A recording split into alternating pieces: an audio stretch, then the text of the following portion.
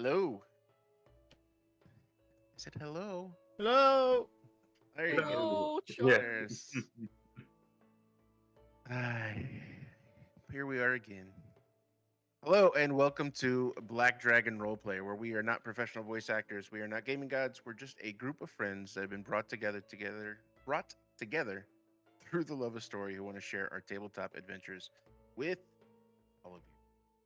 A few things before we start our session proper. We are so glad that you are here watching us live on Twitch. We appreciate all the support that we have here. If you are new here and you want to keep up with the campaign, please drop us a follow. If you'd like to support us, there's a subscribe button. Drop your prime, sub for some emotes that were improved over the break.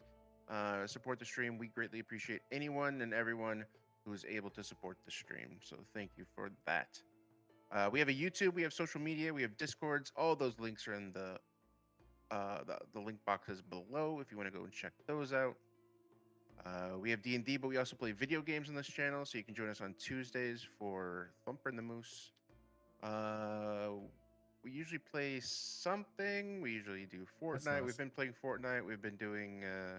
We're gonna try to do. We have Borrow Trummer this week.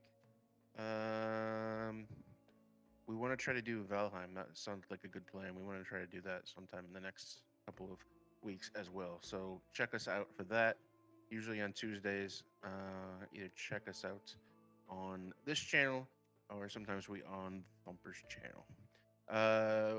We are now 60 or so episodes into this campaign. Not 100% sure. We have some catching up to do. So if you missed anything like we have, or you'd like to watch the show from the beginning, take a look at our YouTube page. Most of our previous sessions will be are posted there already, and all of them will be posted there within a few weeks. Please join us on YouTube. Click that like button, subscribe, click the bell, do whatever they tell you to do normally, and don't forget to be the truth.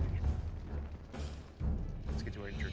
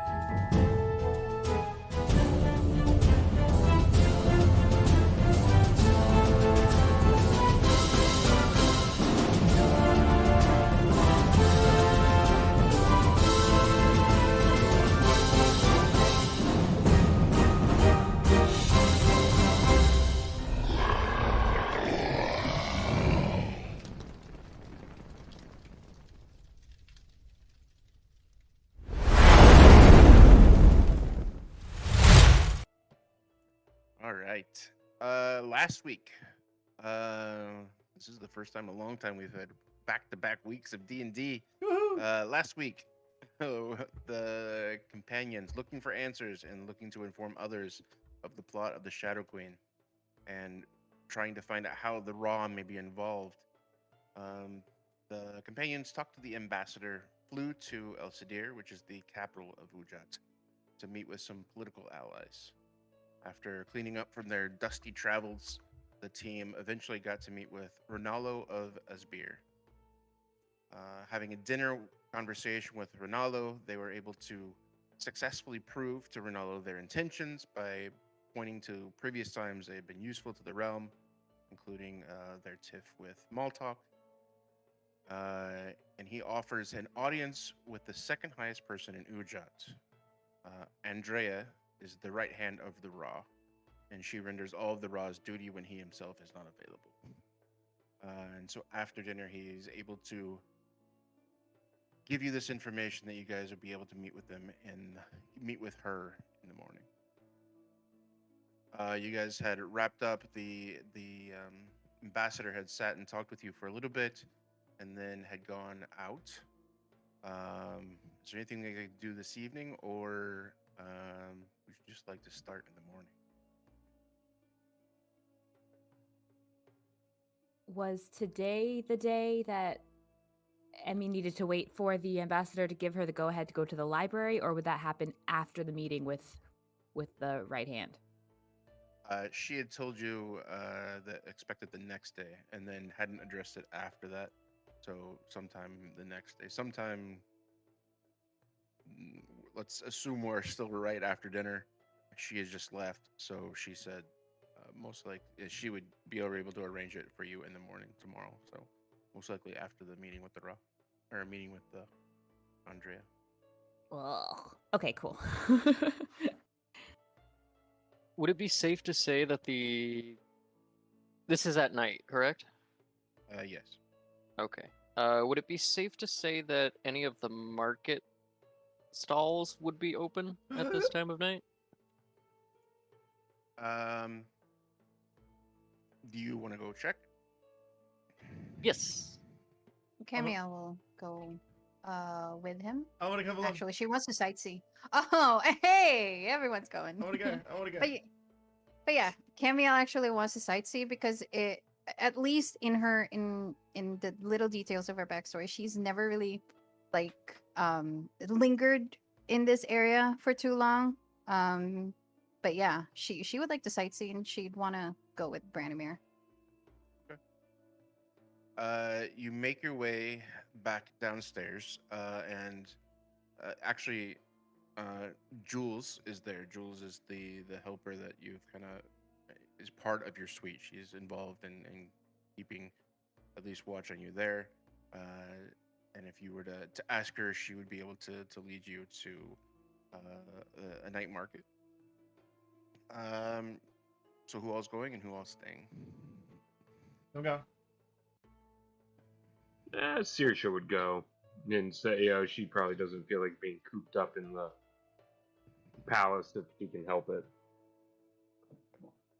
Yeah, if it's a chance for seeing things and potentially learning something and not being trapped in the room by herself, Emmy will go. So you are able to go. You make your way back downstairs. Make your you're kind of right near this one area that's off the main great chamber of this Roz temple. There are a few little places there that are still available, but nothing, not much. Most everything inside the temple has already been closed down, and there was not a whole lot there to begin with. A few food stalls and things like that, but most of it is already shut down. You are able to make your way out of the temple area, and the way the city is kind of laid out, it's not so much streets and alleyways as a kind of normal city. This is kind of built and developed so it's almost kind of winding pathways that connect the sections of area. And as soon as you go outside, you do notice that even though, especially those that have been around the desert, in the evening it can get quite cold. You notice that it's very pleasant outside. It's not too hot, not too cold. It's very kind of almost similar to what it is inside. Very kind of very comfortable out. You guys make your way down one of the paths, and Jules kind of leading you into a few other areas. Most things are starting to close down. It's evening time, but there is a night market area. She eventually, after about a 15-minute walk, takes you to this area that is open. It's very festive. There's a one large tent, and then many kind of tents and booths inside this with different items. Most of it is on sale right now. Is food stalls that are open in this big open area with tables around the outside that you see people just kind of gathering and socializing. There are stalls and actual physical buildings. They're kind of some of it is kind of built into kind of these large walls that kind of meet everything up. It's almost like as everything's kind of like these organic shapes that kind of meet together, and you see like these large walls where they have kind of built-in shops built into these large walls that are most of these are closed down at this point. There's nothing that seems to be open on that. Typically, it's only the food stalls and some dry goods and things like that. That's just the stalls that are open.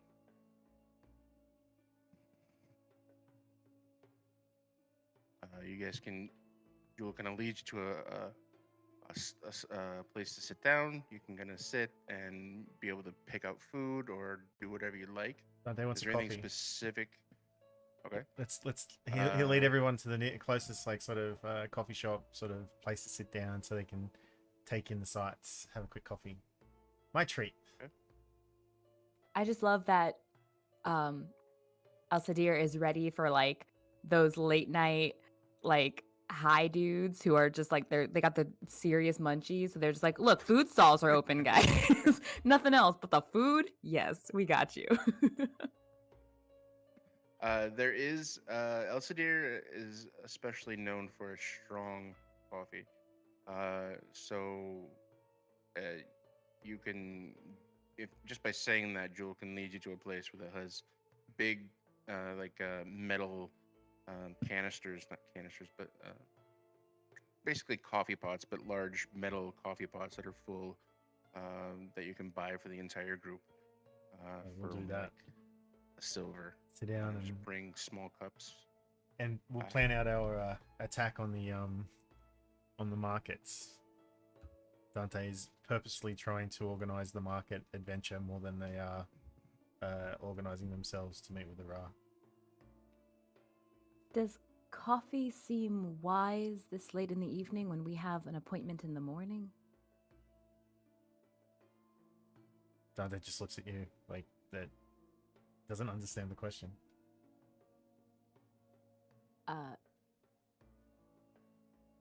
You understand caffeination, the body being awake versus evening, the body wanting to rest. You're not picking up. All right, Dante's enjoy. If you've had coffee as long as Dante and I have, it just doesn't work anymore, Emmy. I just sleep when I want to sleep. Got no problem with sleeping. He's just looking at you like Understood. you're weird. Mm-hmm. Can't And sleep. she'll hold the coffee in her hand, but she's not sipping any. She's just enjoying the aroma. If there's something else that you like, I'd be happy to go find it for you. You don't have to drink the coffee. It's completely fine. You can smell it. It smells great. It does. Oh, that is unique. Why don't you buy some coffee beans so you can sniff it on the way? I was actually gonna ask that if Bran could get a hold of like a big sack of coffee beans for the future. Same place that you bought the coffee, you'd be able to find a bag of roasted coffee beans. Oh, Oh, Bran takes good care of us, doesn't he? how much? How much? 2 silver. Gimme. 2 silver, no problem. Just put it on the tab. Dante's got us covered, remember? Just put it on the tab. The beans. If they do have something more like a oh, I don't know, something more like a cocoa or something, she'd probably be interested in that. I will look for something non-caffeinated. And Oh, thank Jules you kinda so much, walks off. Jules. Before she leaves, can Yeah. Bran ask if there's any cocoa nuts and mangoes, or possibly a whole hog? Definitely not reading through notes here. The whole hog would be a different market. There is a slaughter market that is available, but it is not here. And we could have that arranged for you, rather than dragging a pig through the temple. But yes, fruits are available. We can look for those. There's a place on the way back. Are there any magical places? Anything that sells magical items. Yes, but most of the businesses of that nature are closed at this evening. What about fabric? It's not much. I'm just looking for something specific. If we wish, we can organize a different trip tomorrow. We Of can course. search the magical stores and the fabric stores. I can arrange for your meeting. Thank you. I'm just going to make something for my little friend. And she points to Moontree, who has been hanging on her hip this whole time. I was hoping nobody would notice. Now has we a- all a- love Moontree. Awesome look on her face. She Love is a strong word. doesn't bat an eye. And then Saoirse would probably she wanders offer to off. drink Emmy's coffee for her while all God this damn is it, Saoirse. going on. Whoever would like No. it. There's like a kettle or whatever sitting there in the middle of the table. Yeah. Serve yourself. Okay. Oh, perfect. Then she'll pour herself a little cup of coffee and then kind of look and see where everybody else is looking. You're gonna pour some alcohol in it, aren't you? Yes. You little Oh my shit. goodness. Wild Pull out boundaries, her let's last- go. Pull out her third hip flask, her tertiary hip flask. Did we say party? Yeah, if Dante sees her, she'll go under the table. You want some? Here you go. Pretty damn sure that Boltzmann confiscated both flasks. She's No, got he- three. Tertiary. He's got two. I, He's I three. stole them back. Yeah, Dante just holds up one of her other flasks that Boltzmann confiscated. Hey, no, he'll just he'll just push his cup over. Yes, please. Don't mind if I do.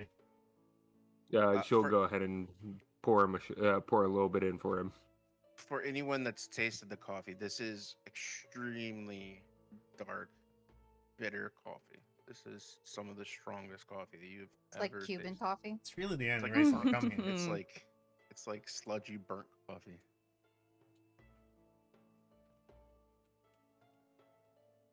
Yeah, I'm gonna need a bag of this. Oh my goodness. When it's so thick, you have to cut it with a knife. It's so strong, rather, you've got to cut it with a knife. Well, I suppose then the addition to it will balance out the fact that it is meant to keep you up all night with something that'll drop your heart rate. Carry on. Exactly. Here, you want some? I'm fine. Thank you, though. Oh, I mean, you remind me of how Boltzmann used to be. Used to be? Yes. Pain in the bum. You didn't know Boltzmann long enough. He didn't seem fond of having the beverages we had when we were testing that little. Oh, where is that thing? And she looks between Boltzmann and Dante for the little the thing that you can attune to and you don't get drunk. We have that? It's a little pendant, right? Don't we? Oh, yeah. Yeah, that's you- right. Someone's wearing it I think Boltzmann. or has it. I think that was one of Boltzmann's thingies. Didn't I buy that for Boltzmann? Yes, 'cause we You were testing did. it. You guys were testing it in Marikath. You guys were testing, and Yes, that's right. somebody didn't get drunk. Was it Emmy that didn't get drunk, or was it Boltzmann Emmy that didn't get drunk. Boltzmann And got so we knew drunk it Emmy worked, and didn't. so we gave it to Boltzmann. Yeah. Saoirse should have tried claiming it. No, you'll learn the hard way. Yeah. Jules makes it back. She has like a almost like a sweetened. It's almost like a sparkling. It's like a water, but it's like sparkling, and it's got a little bit of citrus to it. She puts that in your direction, Emmy, and then has assortment of like roasted nuts as well as it's pretty common. It's almost like a charcuterie board with nuts and some very strong cheeses and pita bread, like flat pita bread that's crispy. Ooh. She'll accept the drink. It's a little chilly, but she's happy with it. Well, is there anything we wanted to talk about?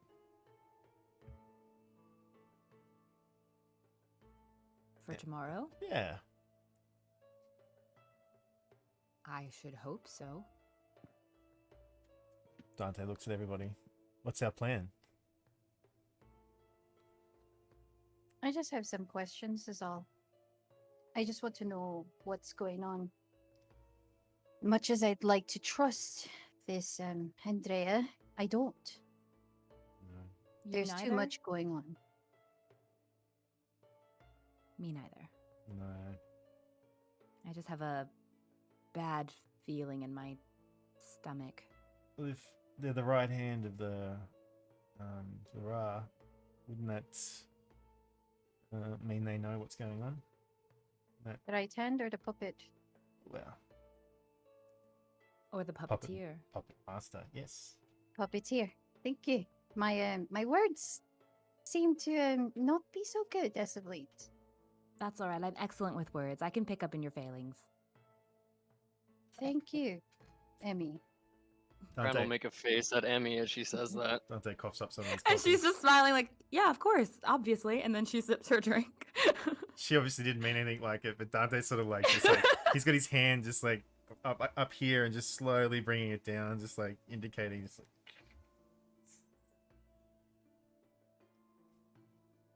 She'll sip again, quietly. Like, oh, did it again. I wonder, is there any, and Sirisha would be looking at Emmy specifically, is there any sort of, then looking around, lowering her voice a little bit, because Sirisha wouldn't have said it, but she's thinking, we're kind of out in public, we might want to be careful. For once, she wants to be careful. Is there any sort of magic we could use to get a sense of how tomorrow may go? That sounds like augury, which is not my forte. That's very deityific and not quite so arcane and structured. Dante's head whips around to Bran. Bran. Yeah, Sirisha would do the same thing. She's like, Speak to your god all the time, don't you? And Bran just kind of like coughs as he takes a sip. I'm not exactly sure how I do these things, so. Augury? You take some runes or bones or dice or whatever it is that's all willy-nilly with magic, and you ask the god for an answer, and they give you some cloudy something or other, and then you say thank you. As far as I Fortune understand. telling. Oh, yes, there you go. Something in that Yeah, respect. no. Well, that's an answer. I don't know a thing about fortune telling. I think it's hokum. Thank you. Now, it's one thing to see directly, but guesswork and all of that, I'd rather pass it. Dante's just laughing. But isn't fortune telling a sort of magic? And don't you deal with magic? Yes, I deal in the structured arcane, not the wishy-washy of the whims of a deity. There's some things that you can know decisively, and then other things that are still left with many, many questions, and questions require answers. You don't always get that straightforward answer when it comes to deities, and looking into the future and such. Tends to be what you make of it. Camielle is just nodding, but her eyes go from slightly wide to slowly smaller as she continues to mention deities. She's just nodding and then slowly just sips her cup of coffee. Doing well. I thought you meant tricksters, like con artists, things like that. You actually mean religious people. The same actually. Brand was Oh. referring to like in a crystal ball somewhere in a fucking wagon. I mean, so that I get Yeah, and Susha had the same thought too. because I only, And Emmy's just going on about gods in front of people who aren't Yeah. very close to their gods. No, she has no sense of this. Her wisdom isn't necessarily very high, but her I- intelligence, spot on. I have taken. Oh yeah, that's right. so Emmy many wasn't there copies. for the Vision Quest. Mm-mm. Nope. She's not one to deal with deities so much as things that are like structured in her hand that she can like deconstruct and understand. So why deal with the arcane and not just be a scientist? Well, there's a difference between. They're essentially different types of sciences. Boltzmann would pipe in. Insert Boltzmann thing here. Oh my god, yeah. Thank you. See, Alexander understands. He neither sided with either party member, Sounds being like, the very- middle ground that he is. sounds like him. It's very formal, just about what he does and what he understands.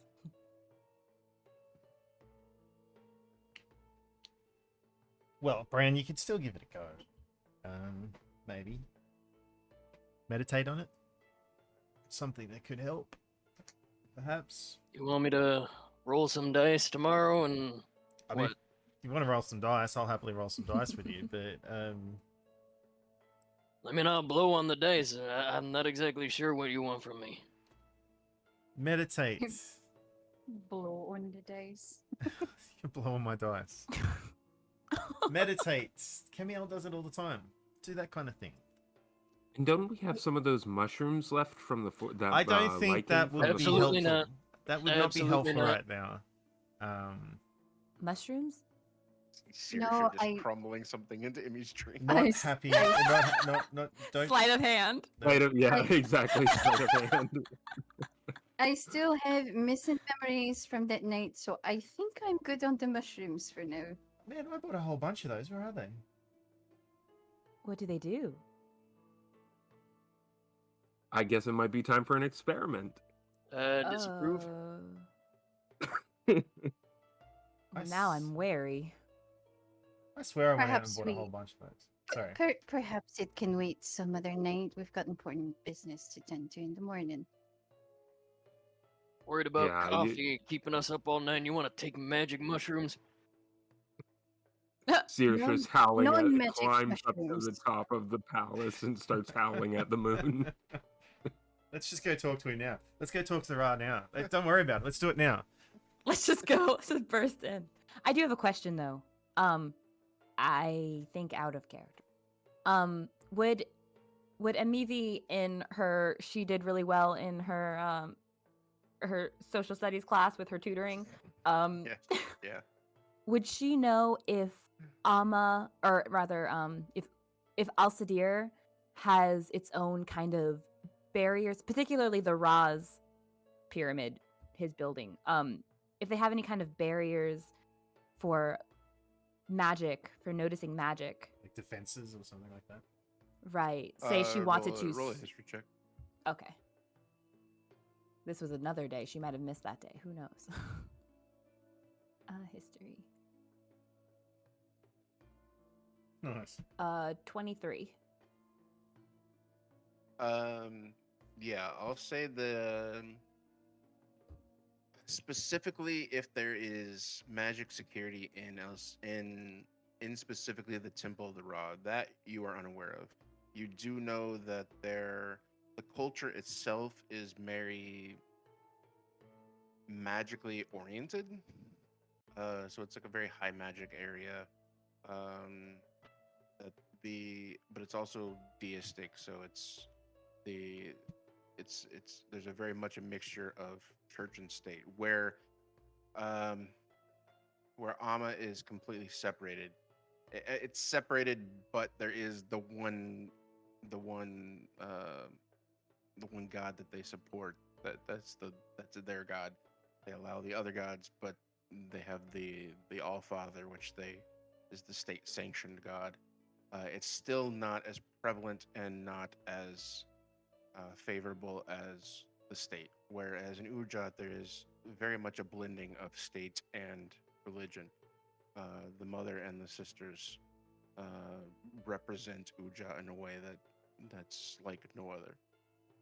So it's a very high magic area. Specifically, whether or not the temple has some sort of security system or like it does in El Sedir or not El Sedir, Soderham, you are unaware of anything like that. You do know that El Sedir does have some sort of climate barrier where the climate around it does not affect the climate inside.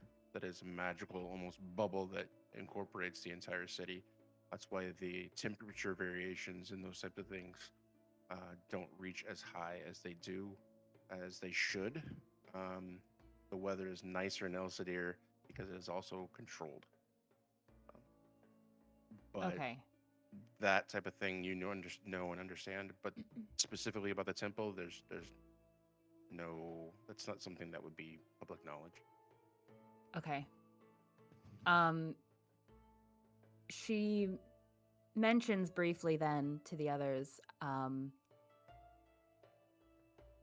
if we wanted to get further insight, perhaps on the integrity of character for Andrea, the Ra's right hand, I do have means of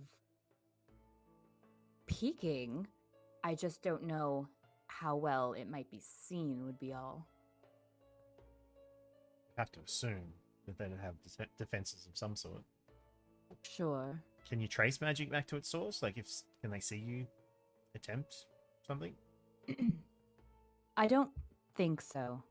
Although they'd probably assume well enough that strangers in their home may not have perhaps the best intentions, or would be the most questionable. I would say that you would say typically that is true, but you also distinctly remember scrying on the Shadow Queen and her looking directly into your scry. Yes. Although I figure she's super powerful. Like, she might be able to just look in and be like, boom. Also, she didn't have scry in mind. She had clairvoyance in mind, which acts a little bit differently. Clairvoyance just creates like a ball of magic that gets to look in on a room. And I think I can either hear or see, but not both. But if someone can detect magic, they'll see this ball of magic sitting there, and they'll probably know what it is. You have to have seen the area before.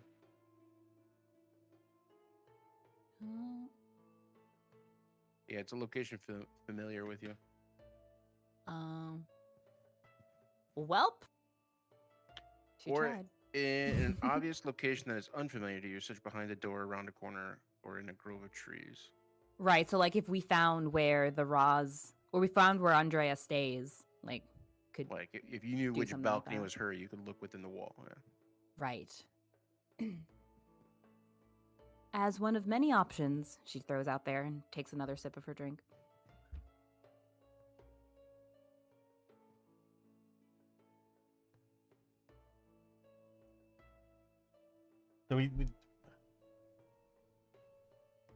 So we can't argue, or we can't provide anything more than we provided today, can we?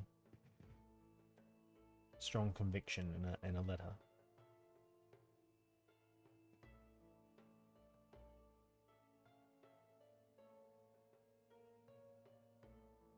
Seems not.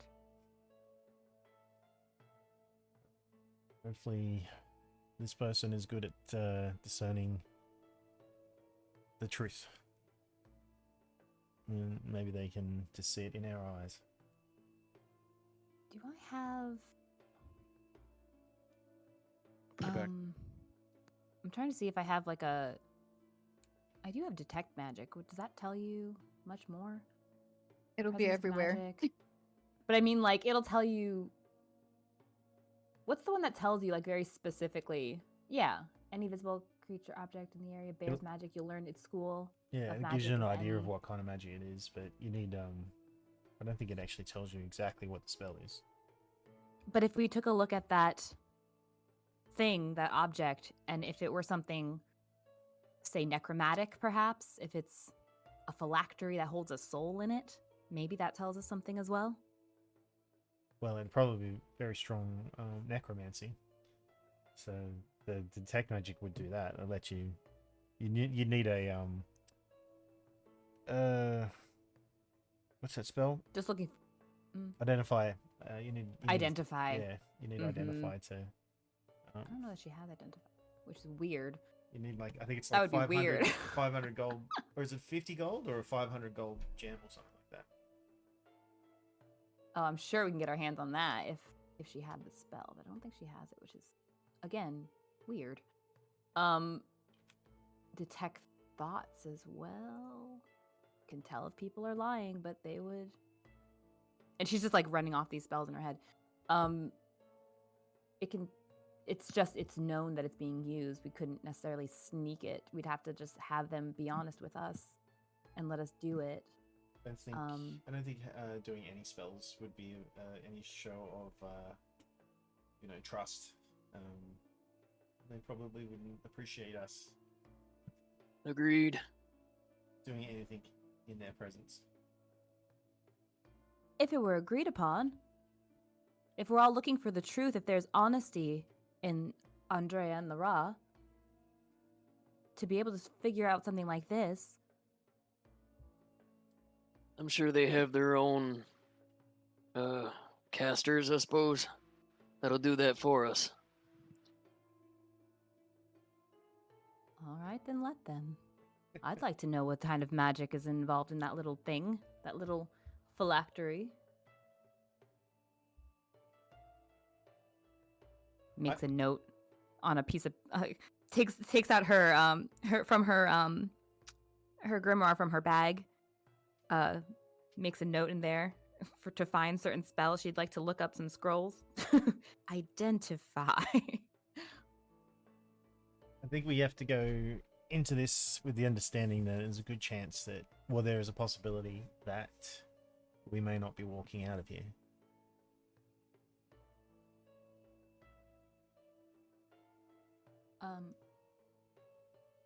How so? Well, if the Ra does not want us to leave because we know too much, and if his little puppet or puppeteer doesn't want us to leave, we could just be walking into a trap. And there's that nasty gut feeling of mine. Yes. If we die, we die.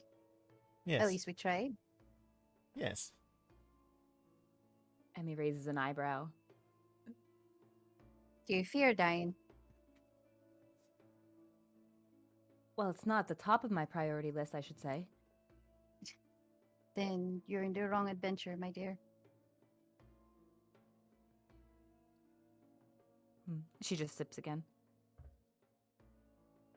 Well, that being said, I think it's time for me to get some shut-eye.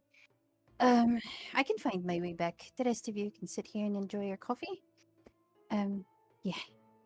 So, good night. She doesn't drink all of her coffee because I don't think she would enjoy coffee. She doesn't seem like one to enjoy coffee. She would have a little bit of a sip, but she would leave it there and she would look at each and every one of them, and she would find her way back. I'm pretty sure she can find her way back by herself. Yes. Is she Definitely all possible. right? And will he ask the others when she leaves? Is she all right? Are any of us all right?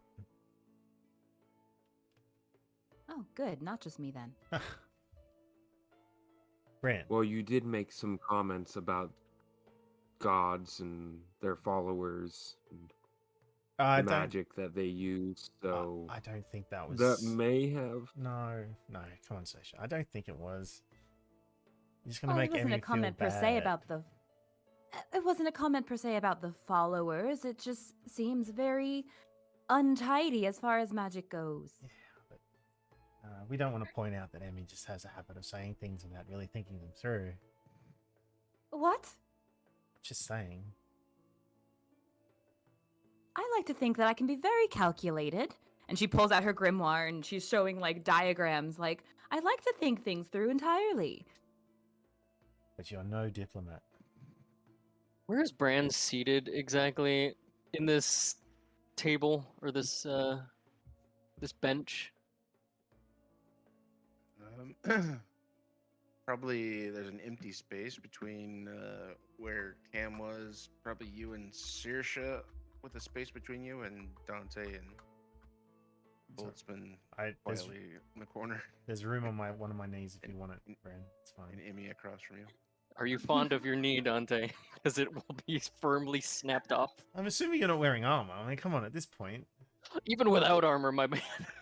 It's alright. He likes it rough sometimes. Oh my. Jesus Christ. All right. Are we heading back, Moose? Would it be safe to say that we would be able to return to our quarters? Yeah. Okay. Of course, everyone can do their own thing as they do this, but for the duration of the night, Bran will be casting a spell. Since I do have a free spell slot for it.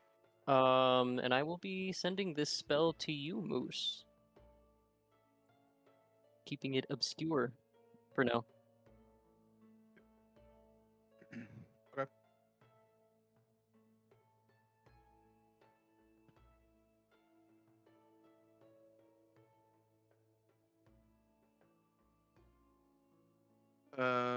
Okay. So everybody makes it back to the their little apartment place, and is able to have a long rest.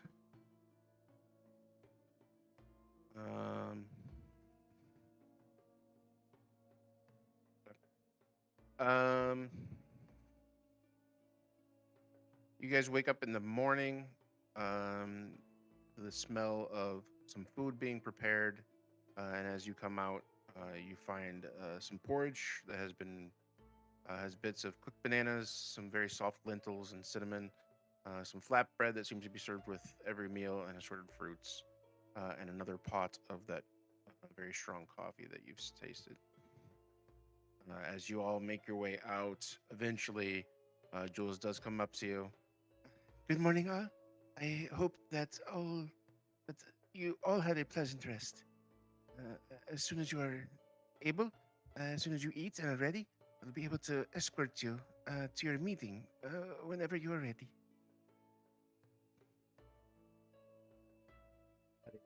Dante goes off and gets changed into his best clothes.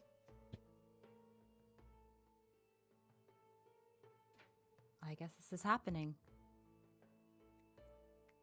Bran will be donning his armor and making sure he is equipped.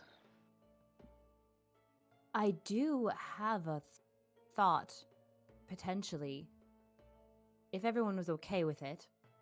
In case there is other communication that needs to be done just amongst us, I do have a means of doing that where only we could communicate essentially in our own heads. In case there was any more that needed to be said, but we were already in the presence of the Ra.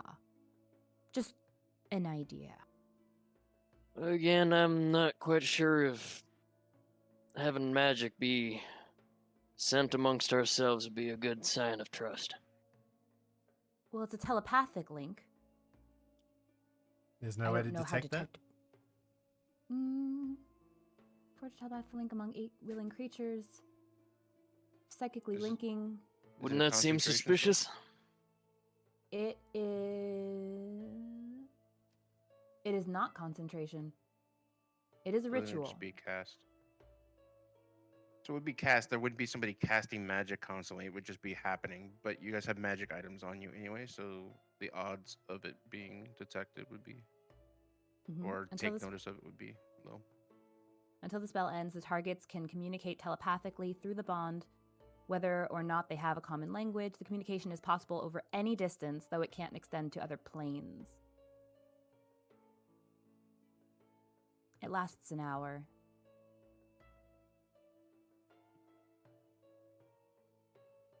Well, it depends how long we're waiting. We could wait an hour. Well, I suppose not, but I would only need 10 minutes to prepare to cast it, and then I'm sure our meeting with the Raw won't go a whole hour. But even if it did, by that point I'm sure we got out the most of what we needed to say. Just as a backup, I'd like to be prepared.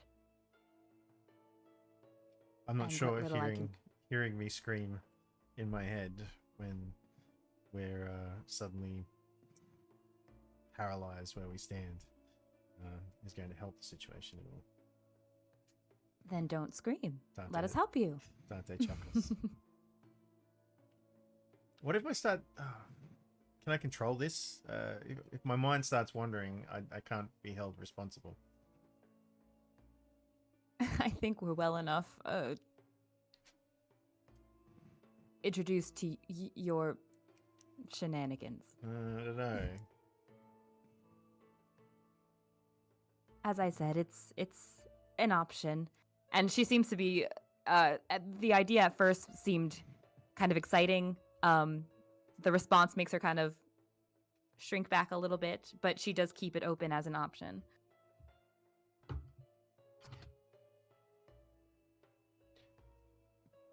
I I think it's a good idea, but I do think Bran has a point that, is there any possibility that it could be you can use, isn't it called detect magic? And you can detect the auras around different things and different people. Is it possible that they would detect that from us? And I know out of character what Moose said, but Saoirse would be not thinking about her tattoo and her what magic items she has. Is there some way that they might be able to see it through, even amongst everything else going on around us? And could that then cause them to distrust us? I doubt it. The way that this particular spell is cast, it's an immediate cast versus an ongoing. This is a magical item. We aren't magical because of it. It's simply the effects of something previously cast versus something continuously cast. So they that might allays think any it's doubt. just another one of our items. If it were even to trace. Okay.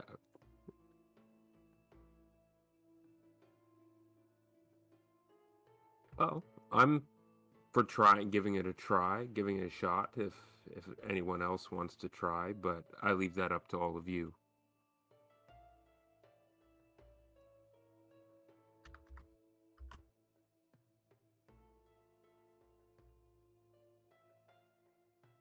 Maybe we'll just have another sip of whatever it is she's having for breakfast. I would much prefer that we try and at least create trust. Let's try to be very careful with our choices, regardless of how safe your plans may be. Let's just trust the process. And if things go wrong, well, we've got other ways to convince. That does bring up a question for me in character. And Saoirse would be pointing to her quivers and her bow and all of her weapons. Something tells me, or maybe correct me if I'm wrong, but something tells me that we may not be able to take these with us.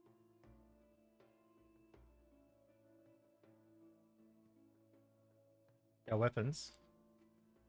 A Jules Yeah. is there. If you said that out loud, whatever is you are comfortable with, it will not be needed for sure. But if it is in your daily repertoire, please feel comfortable to wear what you wish. And if you wish to have anything cleaned, I would be happy to help you.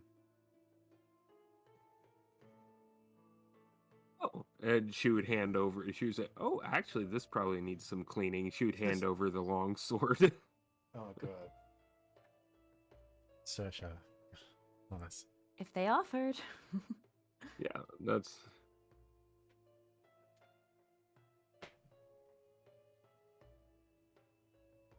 I think because we're getting ready to go now, aren't we? Yeah. Is the plan? Mm-hmm.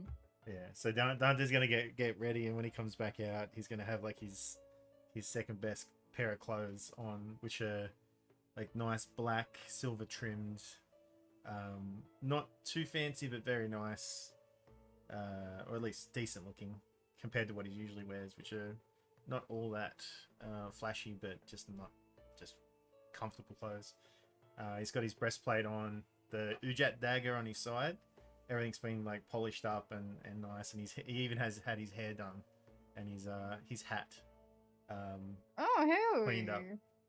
So he's all nice, but he's wearing the rapier because he wears that without thinking most of the times. But he won't bring anything else with him. He'll leave his backpack and everything.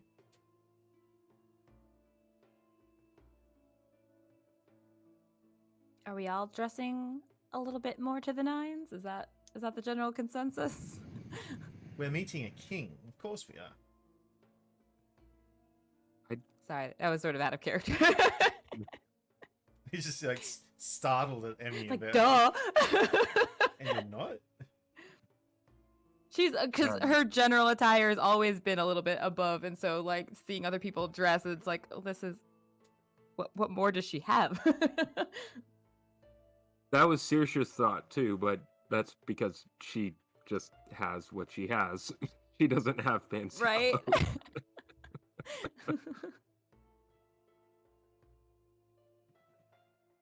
But we ought to attempt to look decent enough for the presence of a king, yeah?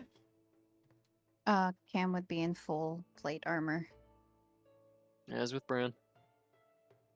Yeah, and Saoirse would have her breastplate, and she would leave most of her gear, but she would just keep, if anybody else, if everyone else is taking at least something or other, she would have her bow and a quiver of arrows, just to kind of look, the nicest things that she has: her bow, her boots of elven kind, and her quiver of +1 arrows. I think Emmy will bring her. She's got her bag, which has everything in it because it's a bag, except it doesn't have the same bulgy pocket where Professor Vormund had generally sat. He's not actually in sight at the moment, but he's not in her bag.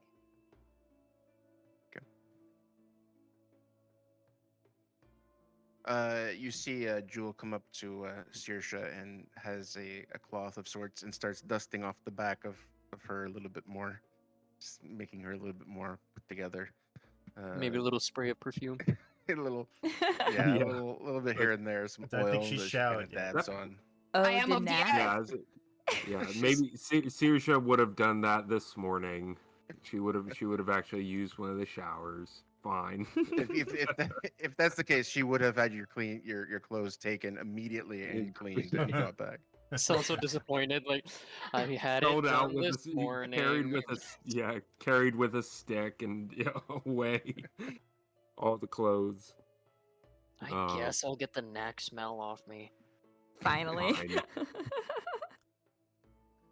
So you I guys don't are know, ready to go. That stuff might be pretty potent. It might still be there, just generally lingering. What is that, like cat piss? The hell? It was pretty bad. It True, was. true. It was. I think you Yes. need to try again, Saoirse. Sank right into those fibers.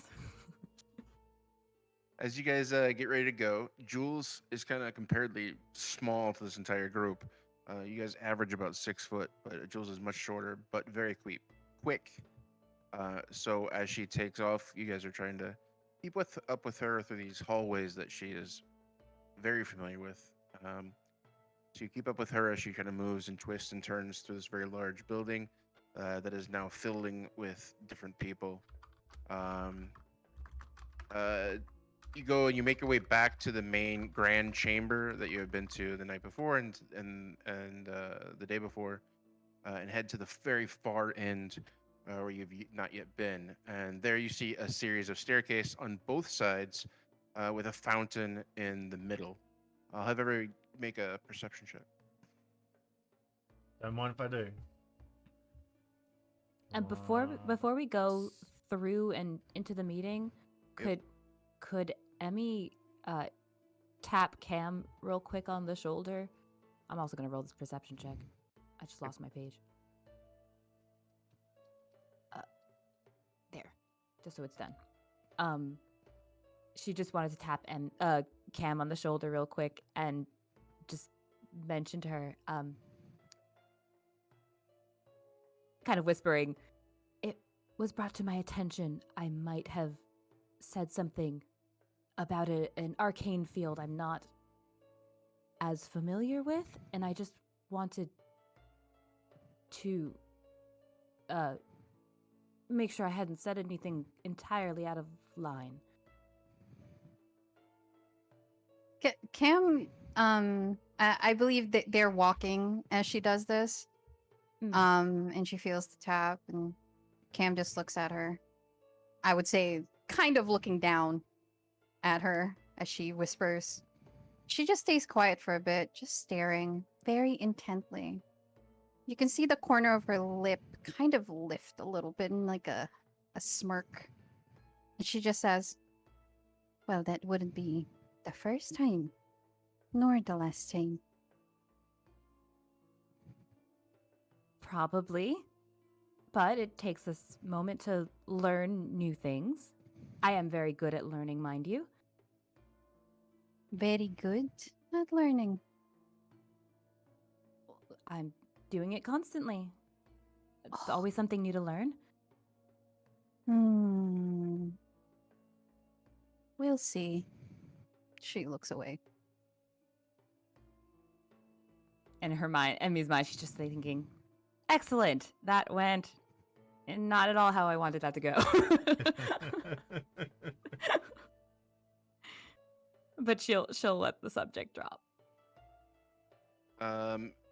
Everybody is very perceptive this morning. It must have been the coffee from the night before. Except for Bran. Set for Bran. Yeah. In the middle of the fountain Oh, is no. a marble statue of the Raw. The Raw appears to be a thin man, and I'll post this in campaign handouts.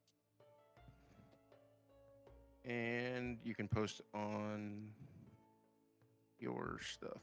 Yep. there. I'm just... You see this within granite, not quite the details you see in the picture there. But in the middle of the fountain is a marble statue of the Raw. The Raw appears to be a thin man with sharp features, Oh, man. large bushy beard. He is Daddy? sitting. Sorry. He's sitting cross-legged on top of the water. And as you approach, you see a gentle waterfall kind of behind him, like a cascading waterfall and a rock wall behind him. The statue on the water, the statue's sitting cross-legged on the water, and you see a barely rippled reflection in the pool of him sitting there. Most of you, everybody except for Bran, you see multiple kind of chains that are been formed around his neck, not separate chains, still part of the statue, but one of those being a scarab necklace that he wears, that is being worn within the statue. You proceed up the staircase, and you find yourself in another large chamber. Not nearly as large as the one below. The one below is quite a few different stories, probably 4, 5, 6 stories tall, very cavernous. This one is probably about 2 or 3 stories tall. But it takes up most of this chamber is a glass inner chamber. So inside this glass, basically structure in the middle of this big chamber, you see 2 main doors in the front and smaller side doors seen all around in the hallways surrounding this large glass room that's in this chamber. In the center of the glass room is a large circular table, empty in the middle but connected all the way around. Seated at the table are what you assume council members, all having red bands on their arms. Behind each council member is a steady stream of orange bands, people with orange bands behind them, with smaller desks surrounding the main tables, moving, and taking notes. You see some of them running in and out, getting things here and there. The ant colony around these main center tables that are all connected. At the far end from the main doors, there's one table that is larger, about the size of two of the other tables. Still connected to the rest, but lifted on a small riser about 2 feet higher than the rest, still connected to all the other tables. Behind this larger table is a woman standing speaking to the other tables. She is elven woman, slender, long white hair, flowing gown. Unlike anyone else that you've seen before in this room and any other room that you've been in, she has 3 different silks tied around her right arm. One red, one orange, one green. As you see this woman, you don't hear anything from the chamber itself because it is sealed. But as the woman finishes talking, the people in the room begin to disperse. You see a lot of orange bounded figures coming out, a lot of the red figures coming and talking to each other. This is the Council of Higa. These volunteered servants help manage the safety and well-being of the people of Ujat. It is a great honor to be chosen to the council, and a duty not taken lightly by those who accepted their appointments. They should be finishing the morning session very shortly. And I won't make you roll a perception check. Joel leads you down this kind of side hallway. Most of you notice that she spots and kind of starts tracking your group. The woman with the multiple arms kind of catches your group and begins to follow you as you walk down this hallway. Her being inside the glass and you being on the outside in this kind of chamber between the glass and this stone wall, with a few side doors that are on this stone wall. Jewel leads you down this hallway. You do see her catch your eye, and then about halfway, almost towards the end of this glass chamber, you see a side door there, coming out of the glass, and another door into the stone, and you see a bench.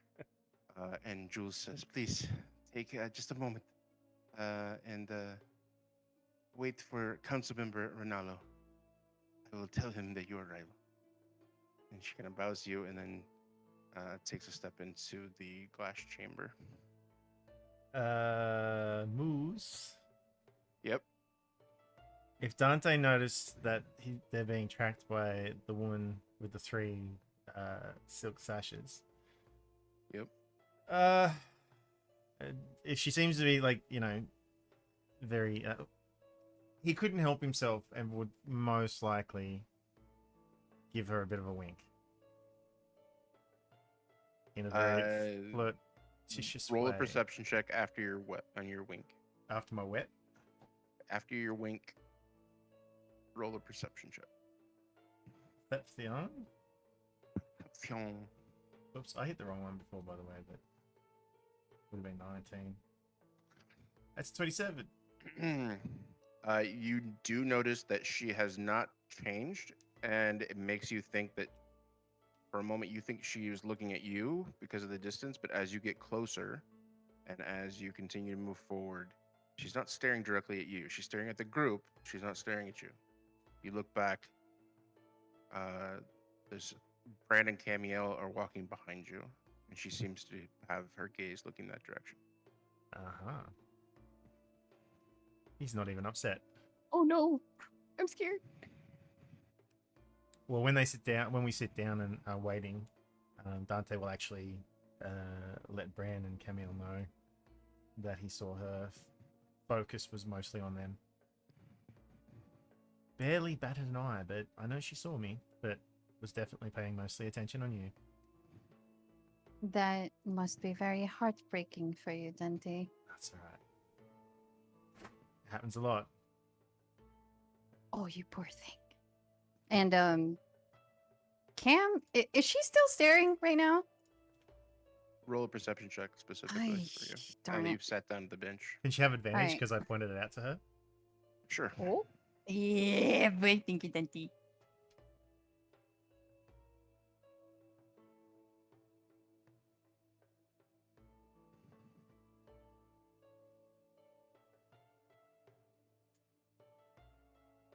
Need it. I'll say even with the 19, you notice that she's staring in your direction, and she Mm-hmm. occasionally glances at you. Her eyes have been on Bran the entire time. Oh, I'm sorry. Excuse me. Nice. Eventually, she breaks gaze. You see, actually, through the glass, you see Ronaldo talking to her and kind of moving her towards the doors. She pauses for a second and then follows him. It's all right, Bran. Just tell her we're an item, and she'll understand. A moment passes, and you see her coming towards you with the council member Ronaldo. They both make their way to the bench that you're sitting at through a glass door that's right there. Her elven face is seemingly pretty cold and emotionless, and you do notice, both Cam and Dante, you do notice that she has broken contact with staring at Bran at this point, but up until that point, she was obviously looking at Bran.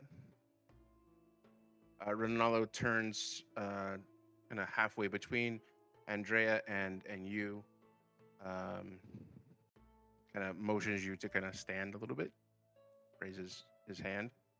Do you guys stand? Of course. Uh, Stand at Andrea. attention, actually. So. Prime Council, Hand of the Raw. This is the group that I spoke to you about earlier this morning. They have been of great service to the realm. They are guests of Ambassador Sansalom. He told me about a brave encounter with Aurin, son of Moltok, that helped stop the further bloodshed in that area, and freed many whom were held captive by the sun in the jade mines of Kurtan. The locals there bestowed the name Dragon Slayers to this group, much to the ire of Moltok. You see Andrea nods slightly, keeping her focus on Ronaldo mainly. Then vetting them personally, I also found that they were involved in the death of El Benziri, bastard son of the leader of the Khan tribe. He had been following in his footsteps, and this group helped free the town from his grip. One of the women that were held by Ziri was the niece of a council member.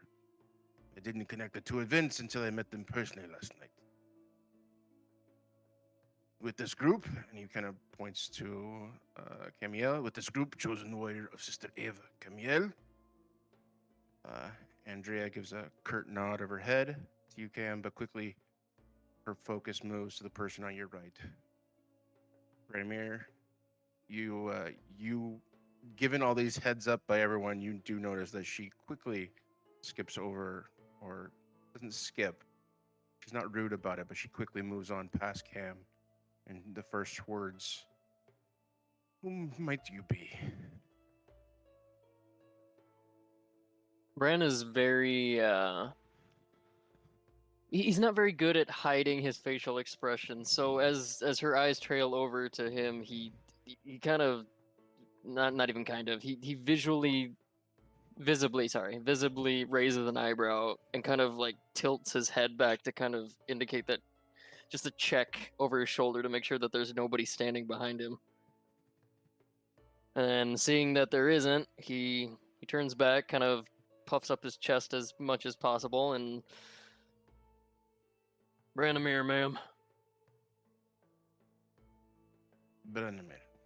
Where are you from, Branimir? Patrium. I see by your accoutrements. You do not serve a Patrium god? No, ma'am, I serve the Uplifter. An Amun god. A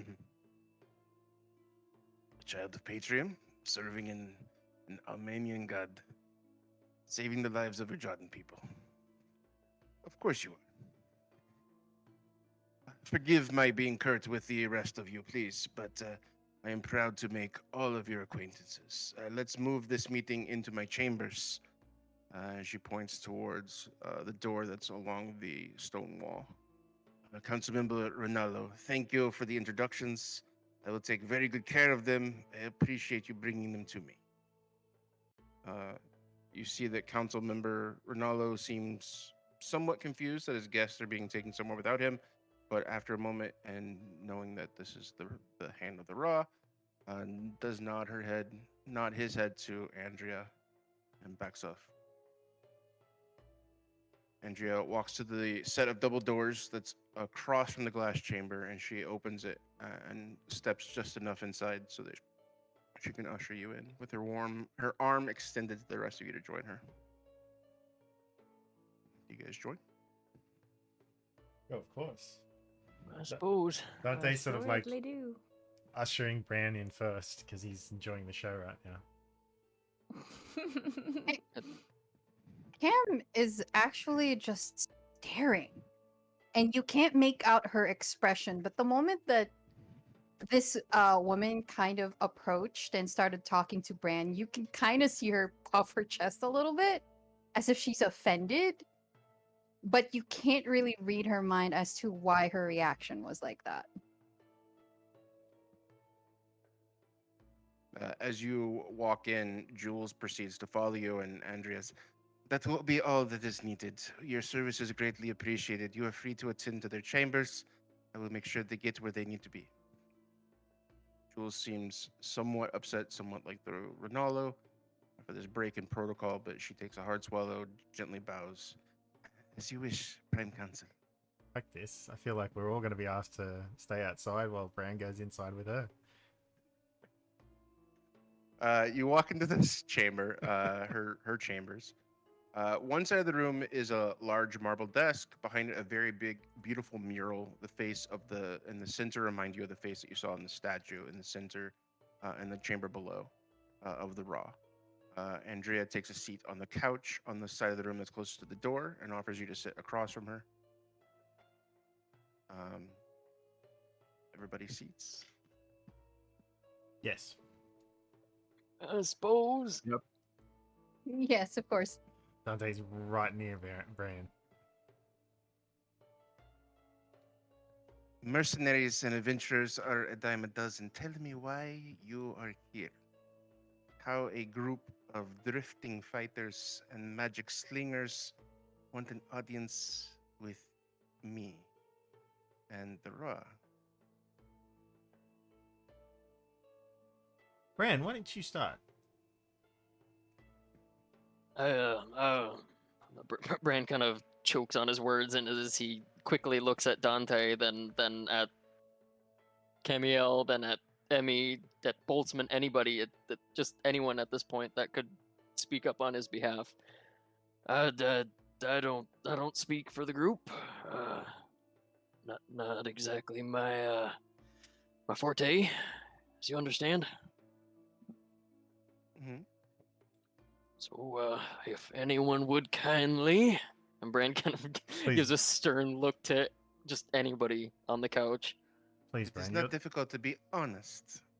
Be honest, and I promised I would be honest with you. Honesty is not the concern, ma'am. It is the delivery. And I do believe there's many on this couch here that are more apt than I am. Bran, you are selling yourself short, please. You are the heart of the group, and if anyone's going to tell things as straight as they can be, it is you, my friend. Please.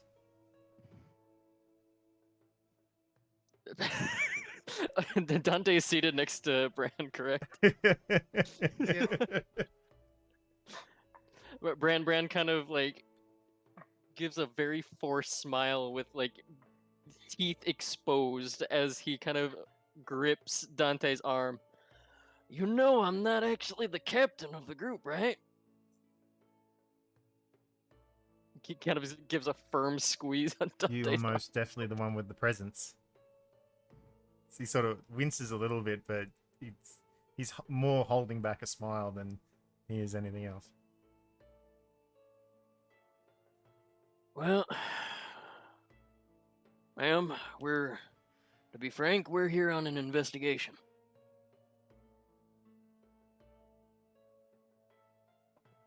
I'm intrigued.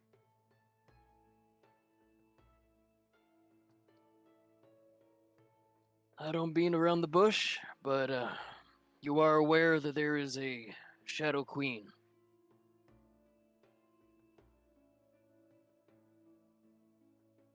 You don't see a reaction in her face. Well, Patrium in particular burns.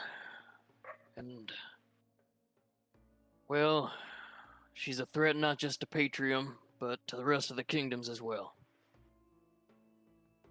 And it appears that our group has found ourselves on this quest to seek out and determine a way to eliminate the threat that is the Shadow Queen.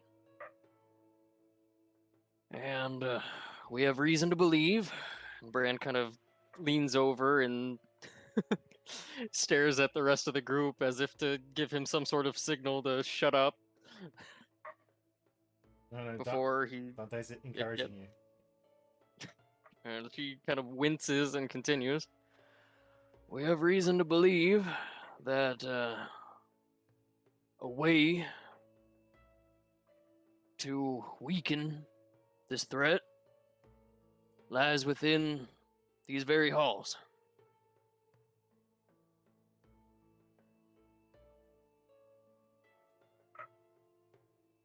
Please, continue. Bran almost looks like he's about to fucking pitch your face. Because when she says, please continue, there's like a slight grimace on his face. Well, again, as we have reason to suspect, the Ra is in possession of such a item.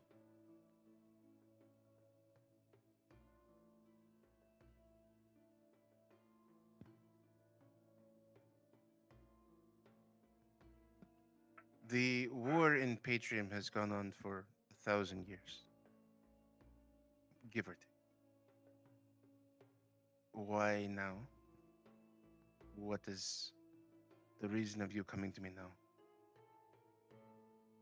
At the mention of the war in Patrium lasting as long as it did, there's a bit of a the shame is swallowed up by just a hint of anger before he continues. Again, we have reason to believe that your leader, the Ra, is in possession of an object obtained from said Shadow Queen.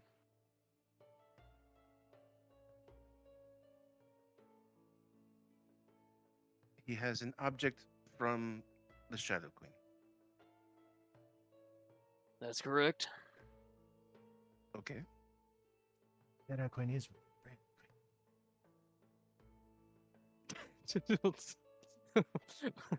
I suppose Bran will lean over. Be Dante. truthful and prove to me who you are, and I will tell you what the Ra told me specifically about your coming.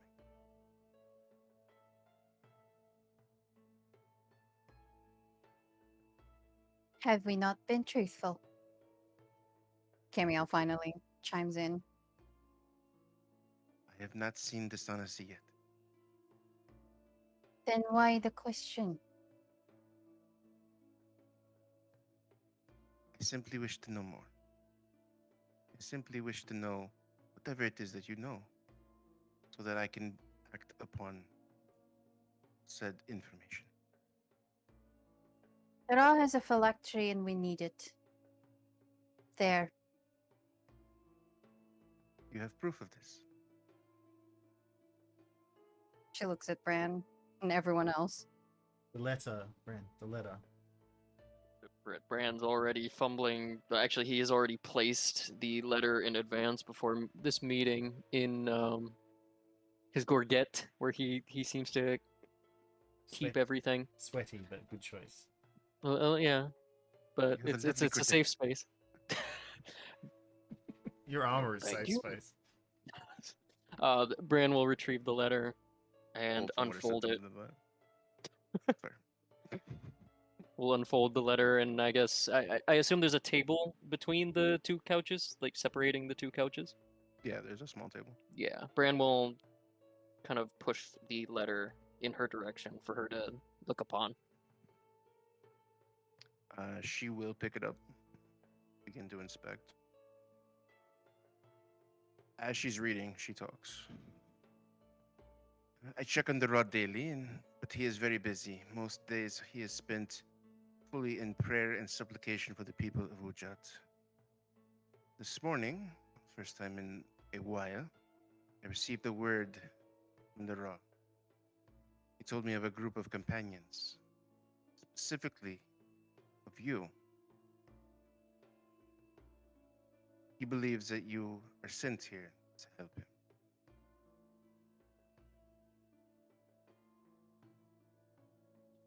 To help? Yes. Come with me. And she puts the letter back on the table but pushes it towards Branimir. Dante's eyes are wide open, like, what the? Same. She stands up and she walks behind her desk. If you please follow me. She presses something from underneath and there is a large click. Nothing in the room changes. Andrea steps towards the wall with the mural. If you are here to seek the truth about the Ra, come with me. You will meet him yourself. The whole group? This is out of character? Yes, everyone. Okay. Oh, thank God. No, he just wants. She just wants Branimir, so she could finally touch those pants. I wasn't gonna say anything. I was just very encouraging here. But yeah, boy. And yeah, Bran will take the letter back, fold it back neatly, and secure it. And he will be the first to get up from the couch and, I guess, follow.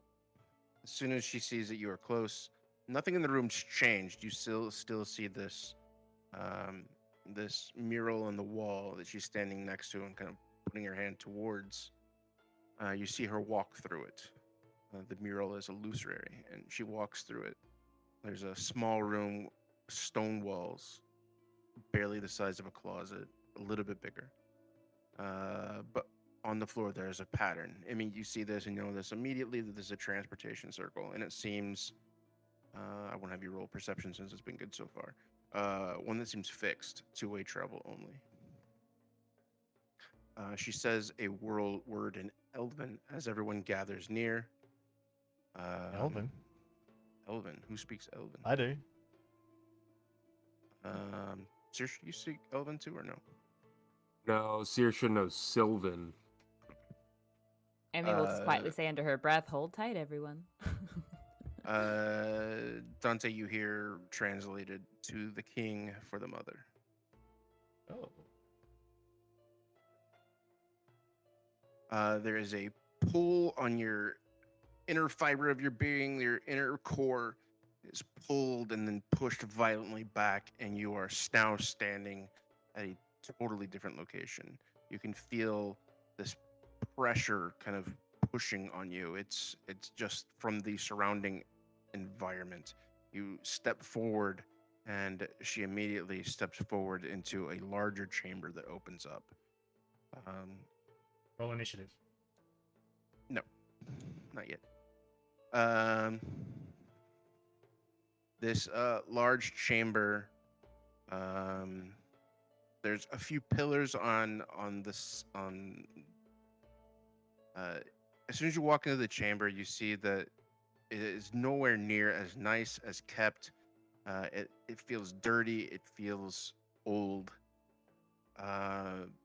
You feel this immense pressure kind of weighing down on you, almost as if your ears are kind of popping and ringing as you're here in this space. You see a few steps on a riser, and then a few more steps, a few of these large, very large tomes that are placed on this main level area, and then a few more stairs. And behind the stairs, from floor to ceiling, probably about 20 feet tall, is a large beam of energy. Through the beam of energy, you see two things. On the left-hand side, you see a figure that is very similar to the one in the statue. Large, full beard, full, thinning frame, very skinny at this point, very thin frame, sunken kind of features on his face, large crown upon his head, still long beard, long hair, and you see him kind of floating about 2 feet, 3 feet off the ground, kind of hanging in this kind of stasis of this large energy that's going from floor to ceiling. Next to him, only 10 feet away, you see dangling in space this jade scarab. As you kind of approach, Andrea steps to the first level, the first set of stairs. I present to you the father of Matan Ujat, the keeper of the faith, the servant priest of the Great Mother, the Great Ra. And she bows on one knee. You guys do the same? Follow suit would be the thing to do, I dare say. Sirisha would awkwardly do it. I think we're supposed to, as if you can tell she's looking around at everybody else. I think this is what we're supposed to do. Dante's like motioning. Yeah. Motioning. I think Emmy and Saoirse would probably catch eyes as like the last two to probably figure it out. Like, oh, we should probably okay, we'll do this. Oh, Brand's a bit old. I should help him. Bran moment. actually does a. Yeah, no, I'm sorry. That Go was ahead. out of character, Go ahead. by the way. So, Go ahead. What are you guys doing?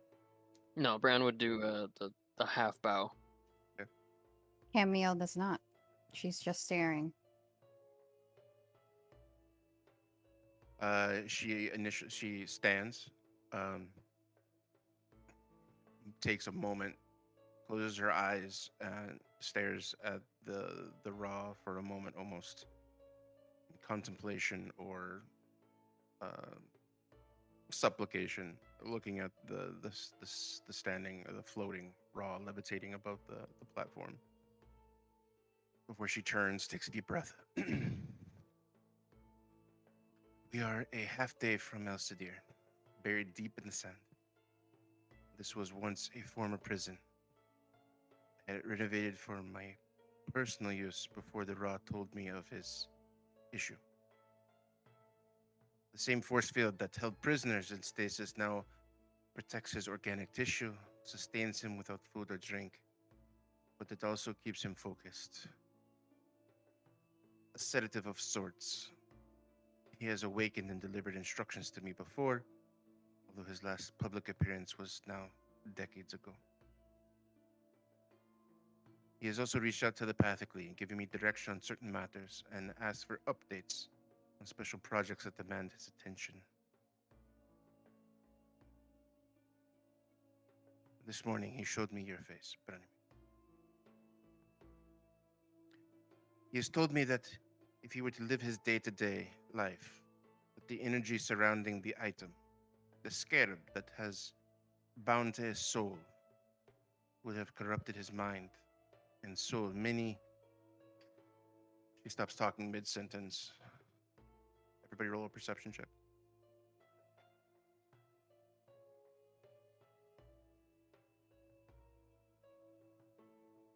God damn. Brand came through in the end.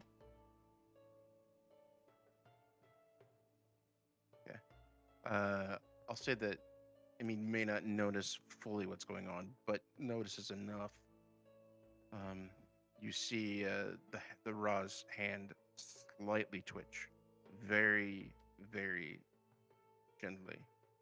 You see Andrea's eyes shut and begin to flutter. She opens them, looks at the Ra, and slowly gives an approving nod.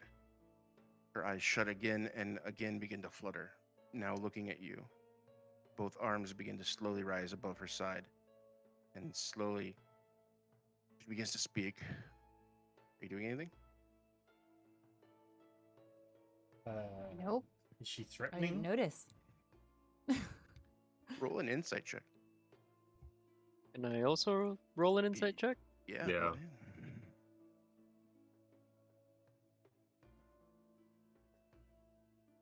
23, baby. Thank you. Yeah, Brand, you do not see any violent motions. You don't see anything that seems to be intimidating. Uh, it almost Seeing that- seems, yeah, it's almost like a possession of sorts. So I guess in seeing that, he'll kind of raise a hand to the rest of the group. You see her eyes open, and they are now radiant, white, and glowing. A new voice is heard, and although it's coming from Andrea, it's distinctly different. Welcome. I have been praying for your safe arrival. You are right to question my intentions. I feel your doubts.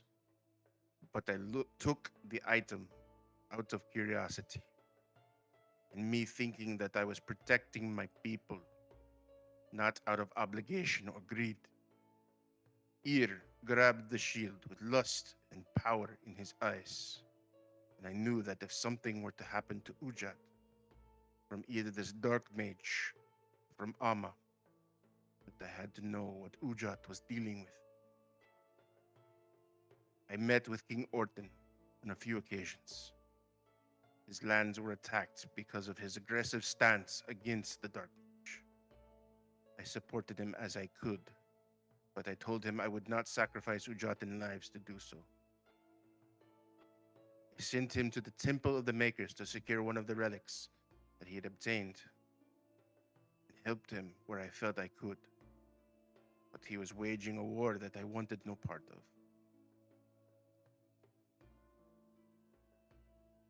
I studied the item on my own for a very long time, until I felt myself begin to change. There was an undeniable numbing darkness that was set over my entire being.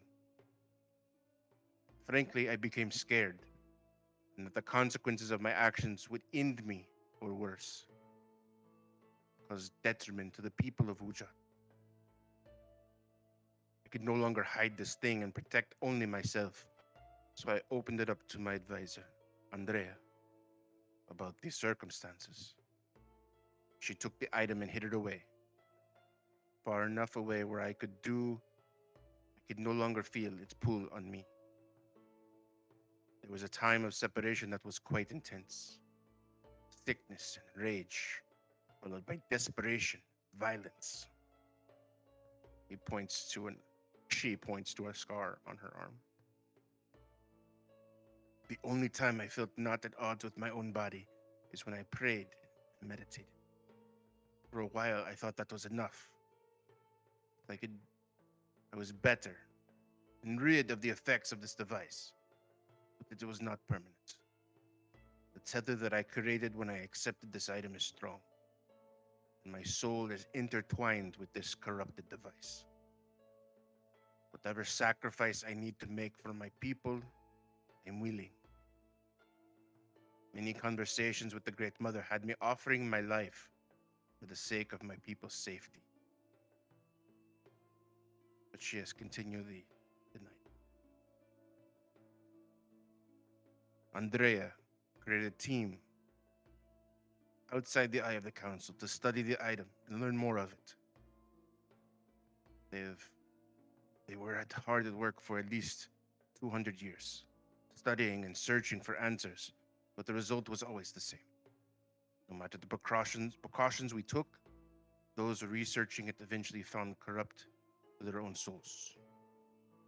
Some went mad, some ran in fear, some turned slowly against their own beliefs and morals. No matter. I prayed for help, and the Mother heard my prayers and sent you. I have faith that you can help heal my land. I give you word. Whatever you feel needs to be done, Andrea and all of the kingdom's resources are at your call. The fate of Ujat is in your hands. Protect my people from whatever will happen. Thank you for your service, Mother Ilthana. And a moment of shaking happens. Her eyes close and open again. She is standing there before you. And that is where we're going to take our first break. Ooh boy. Girl.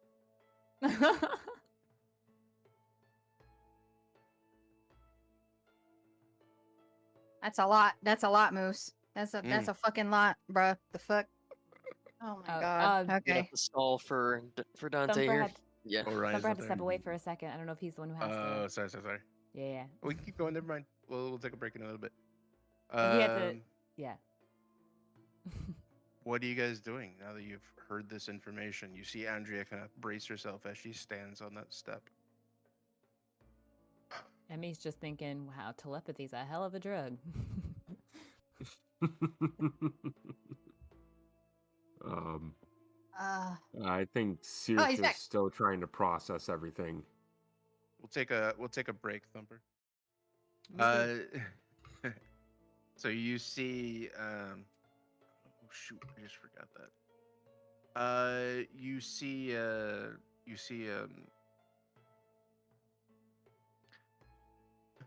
Andrea kind of come back to her senses, focus herself, and stand in front, kind of grasp at her chest for momentarily.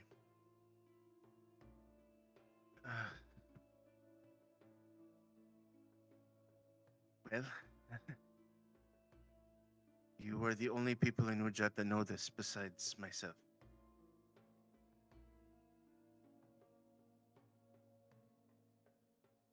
That is a big What? responsibility. It is. And if not for the Ra's message this morning, I would not have guessed where I would be right now and who I would be speaking to.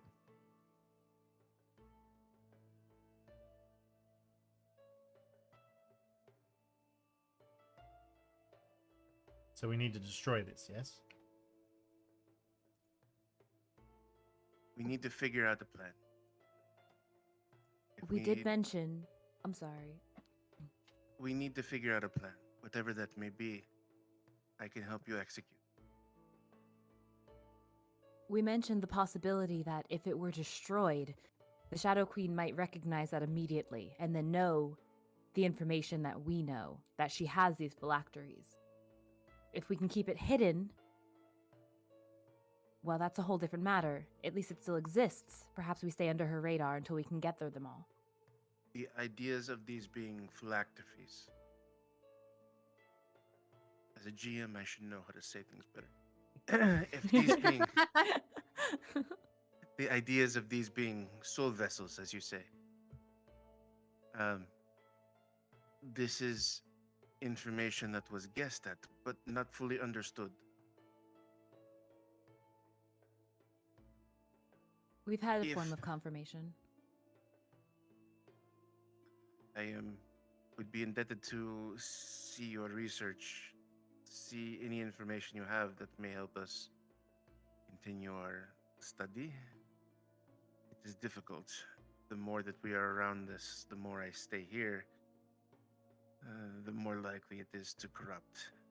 The force field helps. There is a force field between the raw and the item, but still, it is a difficult bond. One that has been tried to be broken many times.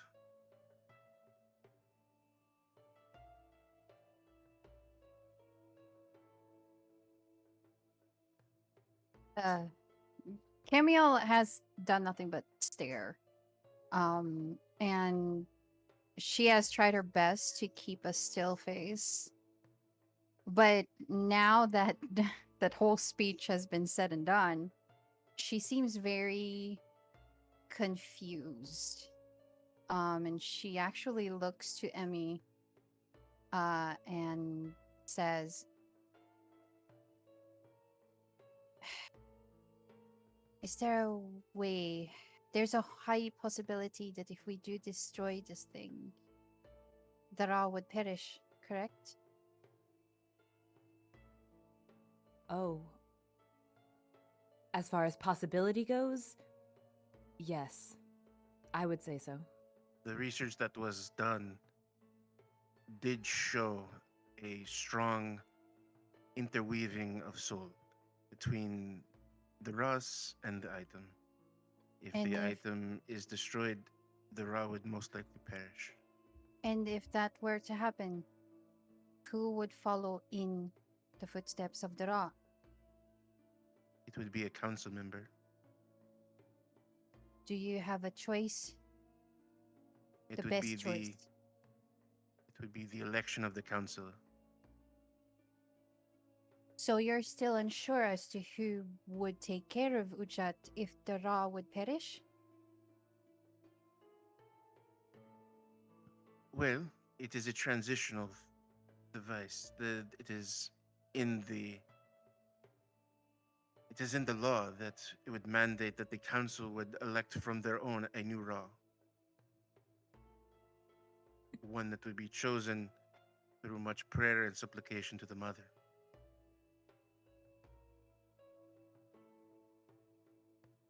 And we would be able to give them more time to determine this, so long as we keep this unbroken, right? They wouldn't need to think about it just yet. There's The- time. Any replacement of the Ra would not happen until the Ra has perished. Well, there you have it. Can you just give us a moment to think? Of course. There's not much privacy in this area, but she does take a few steps up towards the glowing and kind of small buzzing sound of the the beam of energy that's kind of going from floor to ceiling, and you can step back away from her as much as possible.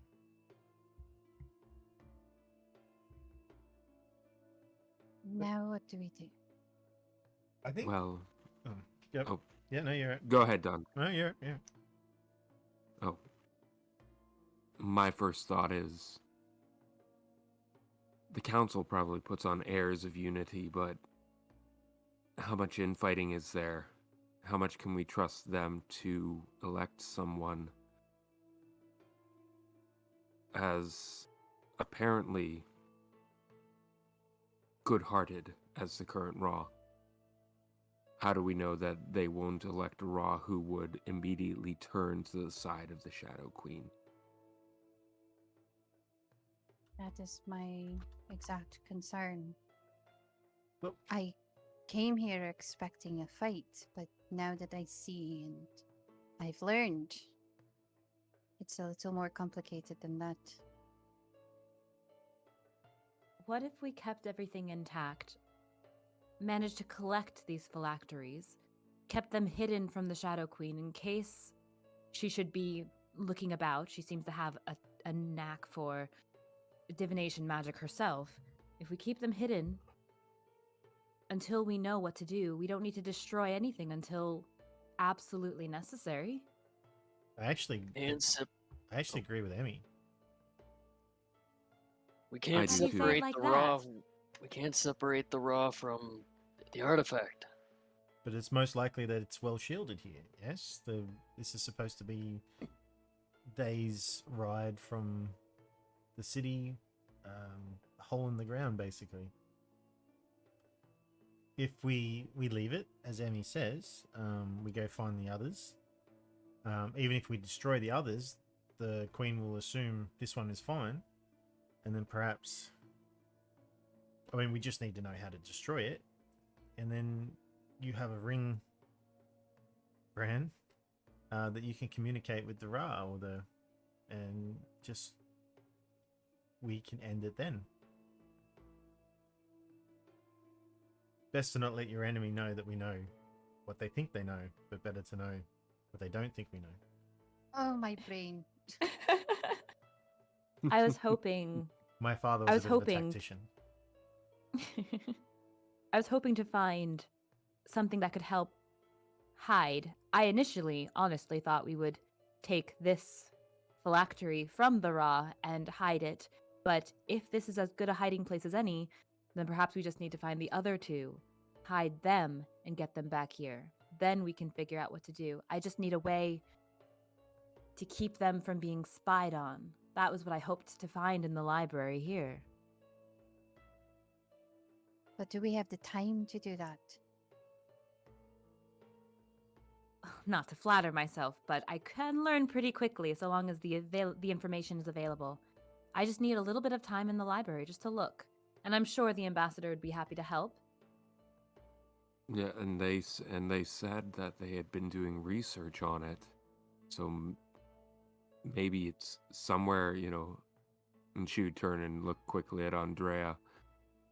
You know, Andrea might be able to give you that access. Perhaps Andrea could even override the ambassador to give you more intimate access to what that group found. Oh, that would be amazing. She's kind of starry-eyed for a moment at the idea of access to deeper information. The secret archives. Boltzmann's eyes Ooh. light up at that statement. Woo! So we take the phylactery, we hide it away. That's the plan. Well, not this one. Unless we hide the This rod. find one the other right two. here. But this one, it's probably safe here. Right? So one thing that has been weighing on my mind has been the Shadow Queen knew how to find us, and she took the mantle. Well, do we? She's met us. Is she perhaps scrying on us now? How well protected is this location, is this place from her visions? If she's so powerful, how do we know she doesn't know that we know? Bran almost instinctually touches the wound inflicted onto his leg. Scrying is not a consistent thing. It would have to be an active choice. You would have to choose. And how much time is someone going to spend and how much energy are they going to spend to consistently scry? It would be quite a bit. So if she were to do such a thing, it would be a very picky-choosy thing. Hence, I figure, if we stay under her radar, maybe she isn't looking just yet. She's But- capable of making entire cities fly, Emmy. I think she's got enough power at her disposal. And I also think she has a lot of what she already wants. She wanted the artifacts. I don't think she even knows we know about the phylacteries. Which is on her to underestimate, but underestimate all the same she may have. I think we need to destroy it now. That I would, don't think we have the time to wait. that would throw Ujat into a little bit of turmoil, or at least indecision. Well, why do we suspect that someone capable wouldn't follow the Raw anyway? Well, you'd like to think Always that expect the democracy works worst. the way you want it to, which is benignly, but the likelihood that somebody seizing power that is being influenced by the Shadow Queen is probably something that we should expect, as Camiel says. Expect the worst. Then certainly we ought to wait to destroy it then. Because once it's destroyed, if that will end the Ra's life, there is no Shadow Queen left. If we can kill the Shadow Queen first, there's no Shadow Queen left for someone in their midst to follow.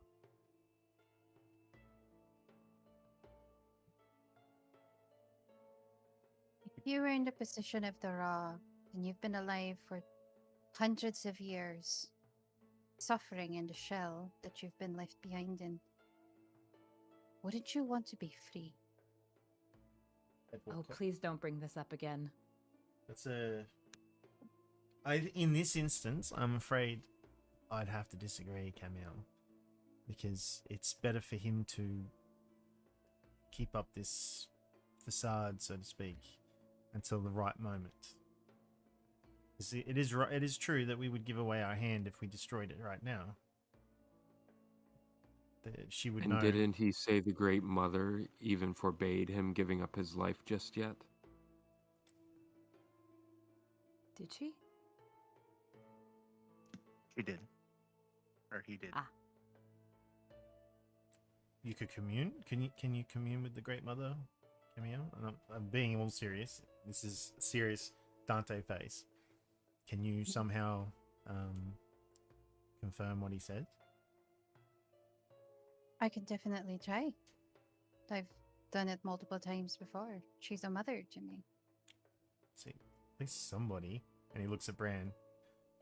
That would be the best, I think, course of action at the moment. Because if she can confirm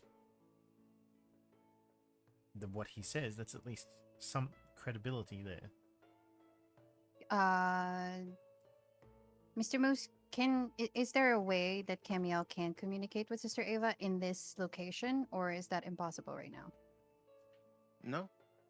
She's available anytime that you close your eyes and try. It's Okay. an option. All right. I Maybe. think yeah, It's a possibility at least. yeah, Camiel will leave the others to talk amongst themselves while she'll find like a tiny little corner to sit and meditate and try to reach out to Sister Ava. As you go try to find your corner, the hand. Do you mind if you're going to meditate? Do you mind if I join you? I don't mind at all. Thank you. You find your spot. How do you prepare yourself? Just in a proper sitting position, her legs under her, back straight, and just close her eyes and try to meditate. The hand will kind of mimic your posture, kind of folding her legs to the side, sitting on one of the steps nearest, on the same platform as the raw. You take a moment and close your eyes. Are you casting a specific communion, or are you just going to try to make a communication? Just the usual communication that she does. I don't know if that's anything specific. You take a moment and shut your eyes. You feel the world around you kind of fade. You feel a hand at your back as the hand is now communing with you. And as you begin to kind of fly up into the air, going a very not so long distance this time as compared to normally, you jet across almost instantaneously across the Ujatan sky, flying towards these temples. You see one large temple in the center. You see the temple that you are most familiar with. Which one do you go to? Oh, she has a choice?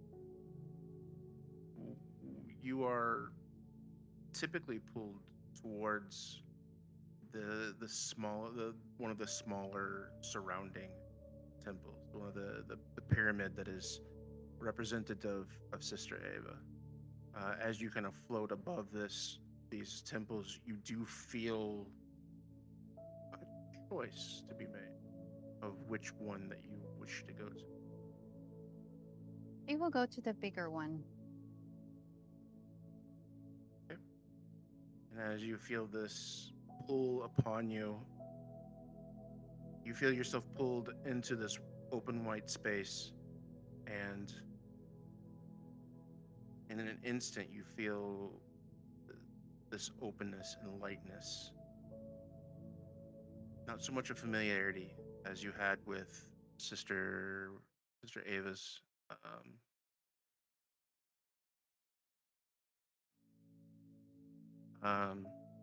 not the familiarity as you've had with Sister Ava's, but you do feel the same kind of pull, the same kind of warmness and pull on your being, this peaceful nature that sometimes eludes you, but you feel it in this place.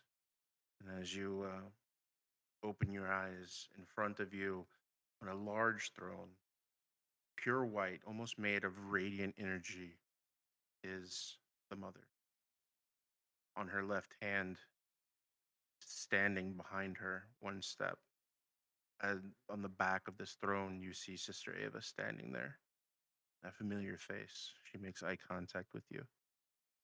The mother standing there and sitting there in her full counsel of wisdom, and you see this look on her face. And do you say anything, or do you address her, or what's your thoughts as you see this very large presence sitting? Sister Ava herself is 10 foot tall. She's even bigger, more dominating presence than Sister Ava.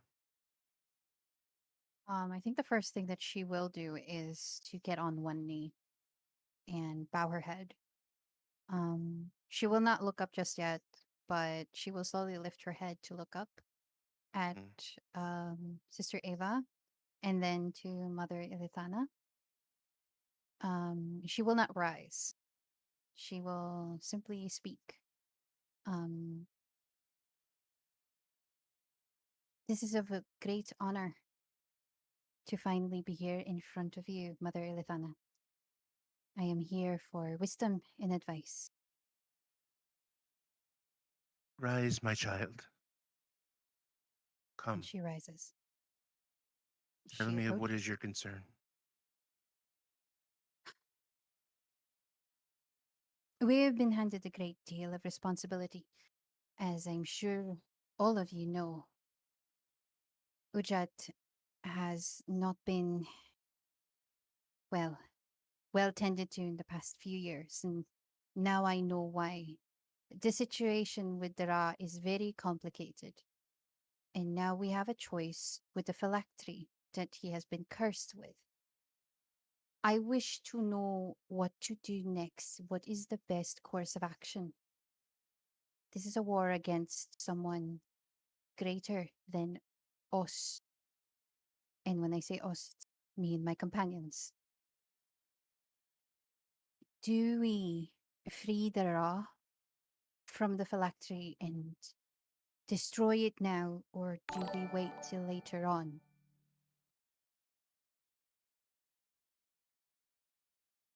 Um, one second. What is?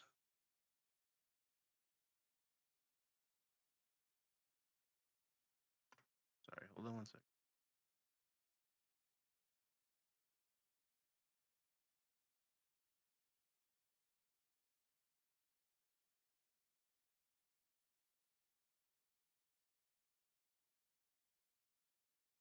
You asked this question, and you feel this.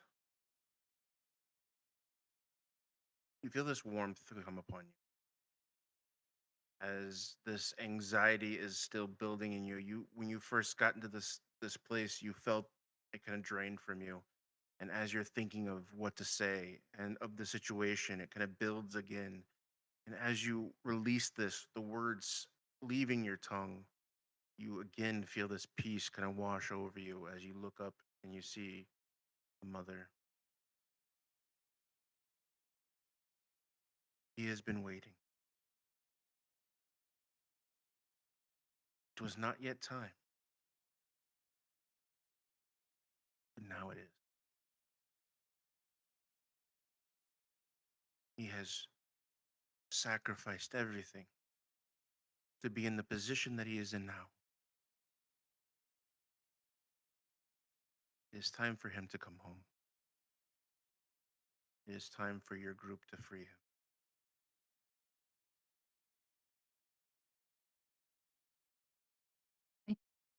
I, I do not, I don't wish to do.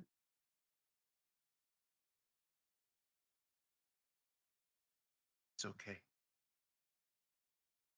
You have my blessing. There will be those that do not understand, but there will be people that do. There will be people that see a greater plan in place. You have faith in me, and you will accomplish this.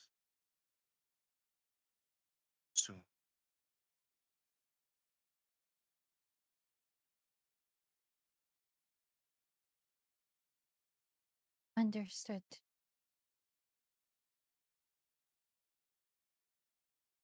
I thank you, all of you. I will do my part. The task will not be easy, and all cannot be revealed. But you will overcome.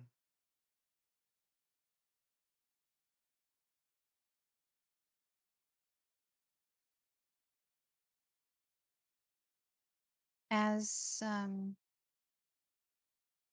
Camiel stands there, obviously not enjoying what was just said and thinking about what she needs to do, what they need to do.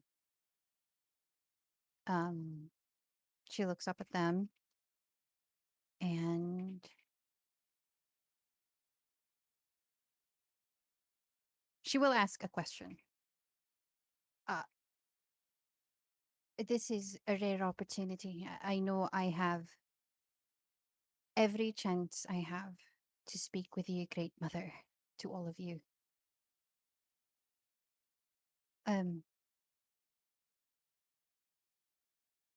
What do you know about the Shadow Queen? Is there anything else that we need to know of her in order to defeat her? Anything at all that can help us?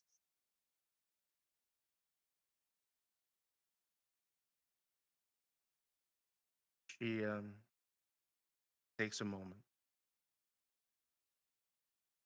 looks back at Sister Ava, then back to you.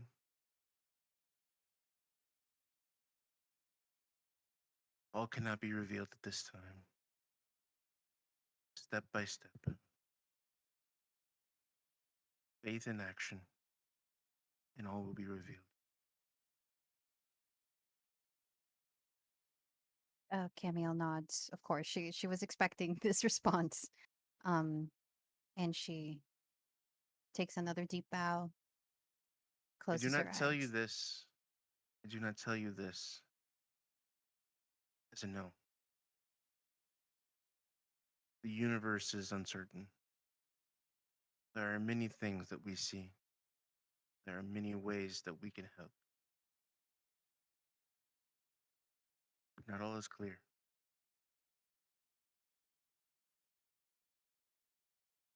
Understood, Great Mother. When I am in dire need of when I'm in dire need of your wise words, I will come to you again. And I will be looking forward to that. Thank you. 'Tis an honor. And as you step back, you feel the hand that was there before on your shoulder. And as you look back, you do see Alejandra. Who? It's a new character. Uh, Andrea? Andrea. You see her, and as your eyes meet, there's a flash and a moment, and you are now sitting both on the step in this makeshift prison.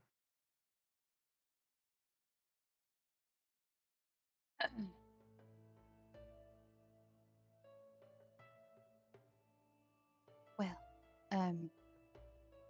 Camille seems very uncomfortable. But she looks at Andrea and gives her a nod. You And- see panic in the face of Andrea. You see her lip shaking. This is the first crack in this armor that you've seen to this point. Camille just puts a hand on her shoulder. She brushes it off, stands up, and moves to a different corner of the room.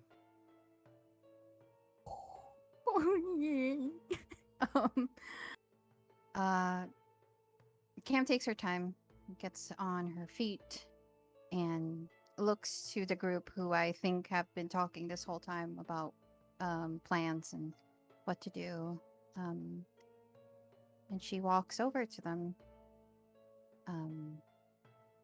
And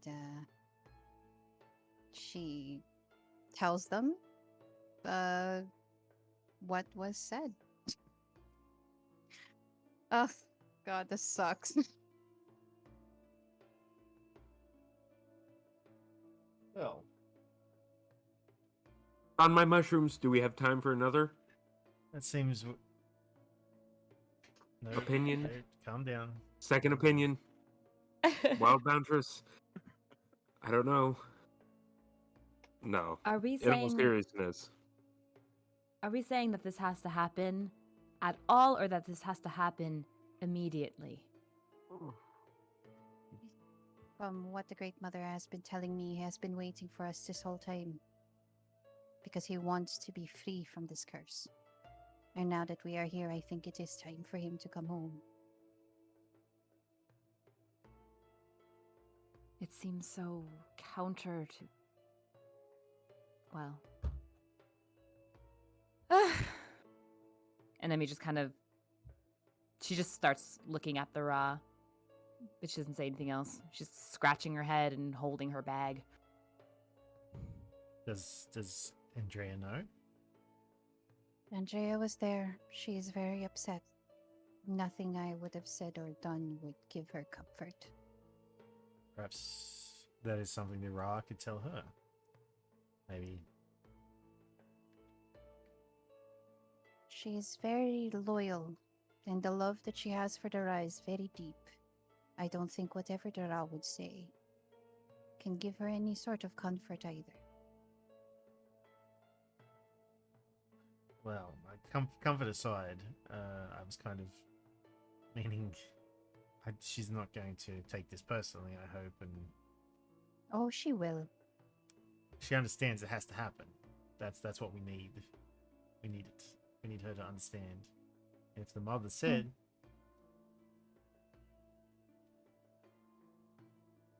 I'm sure she understands. But a need and a want are two very different things, Dante. And when love is in the mix, it's always personal. Agreed. Then we'll need another plan. If you're going to do this immediately, if we are going to do this immediately, I'm certain the Shadow Queen will know, and then we are on a time limit. The moment that thing is destroyed, I have no doubt she'll know. A whole piece of her soul is gone. So then we'll have to move. we're assuming But it if will we're be, lucky, it'll shock her enough that it'll give us the time we need. we're assuming that it'll be destroyed with the Ra.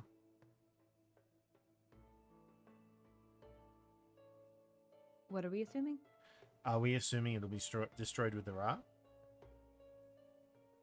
Or are Like we? both will be destroyed? Yeah, I would say so. because the Yeah, the if we phylactery is just- key if to we him just- as well, isn't it? Right. Mm-hmm. Because otherwise we don't know how to destroy it. If we have to do this, release the Ra, so to speak, and the phylactery is just still sitting there. I think we should probably try and destroy the phylactery first. Right. Was that not the plan? Well, it sounds like if There's a the- connection I between the believe- two. No, killing the Raw could destroy the phylactery, Oh. just as destroying the phylactery would kill the Raw. Which is Oh. easier? That's our choice. As you guys are gathered and talking in hushed tones, Andrea steps behind you. There is information that you will need. It is found in these tomes, and there are two large books that are sitting on these somewhat like just pedestals that are there in front of the rock.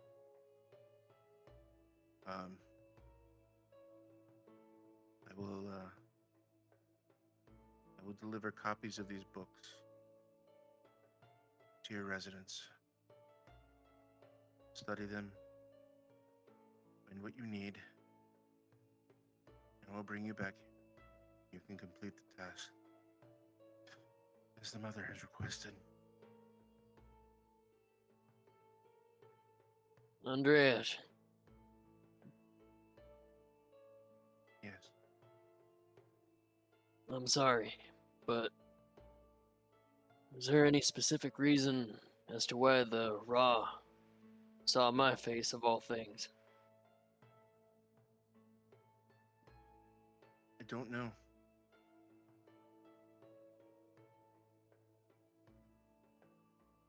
He spoke of a group, but the image in my mind was of your face. More than that, I cannot tell you.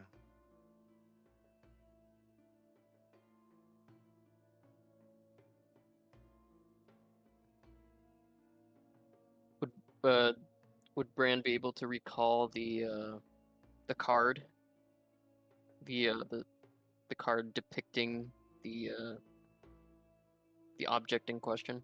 Yeah. You guys have that stuff. Yeah. Would he be able to produce that Yeah. and It's got present in it to your- her? It's in your bag. Yeah. He'll do that. He'll recall the card anyway from the bag of holding as he thinks about it, and he'll produce the card and present it to Andrea. Maybe she can make some sense out of it, or if there's some sort of connection.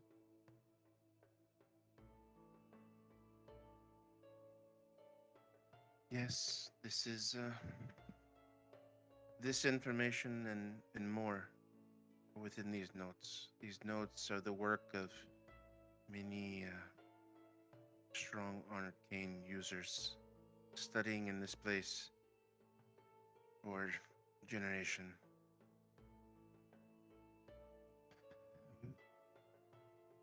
That information and more will be given to you. Come with a battle plan that you feel is the best way due to its weaknesses. You have my support.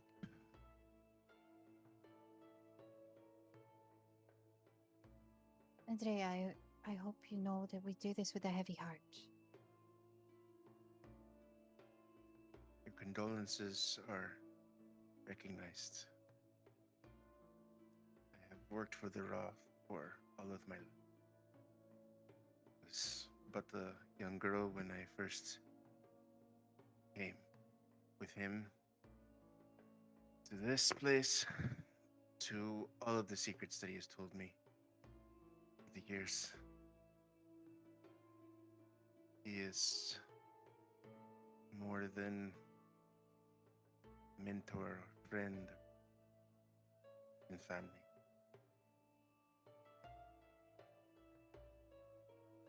And this day would come someday. Pray the mother that I am strong enough to bear.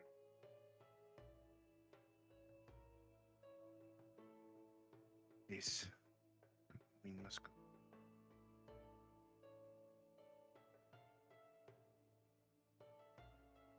And slowly she walks towards the back of the room. There's a small alcove. The only non-smooth wall in this place is where it's a little small alcove where the transportation circle is. She gathers you back. Says words with trembling voice. Instantly you are back. Walk through the illusionary mural. And as you all walk through, she clicks of another button underneath her desk. Hear another tone. The doors to her office adjust slightly, as if they've been locked.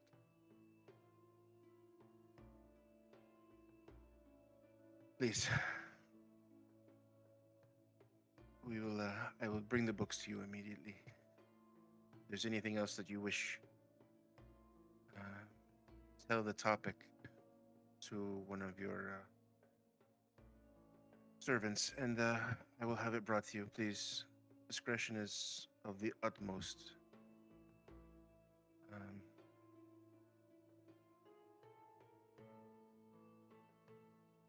Let me know when you're ready. Camille nods and looks to the rest so that they can leave her in peace.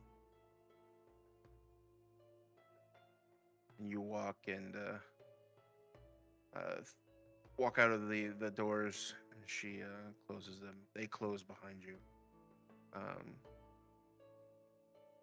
The room, the glass room, is more empty than it was after session, but there still are a few people here and there. Eventually, you find your way back to your dwelling, your small apartment in this temple.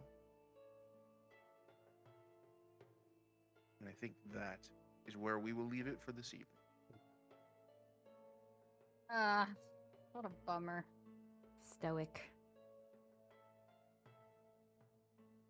Well, My thoughts exactly, Bran.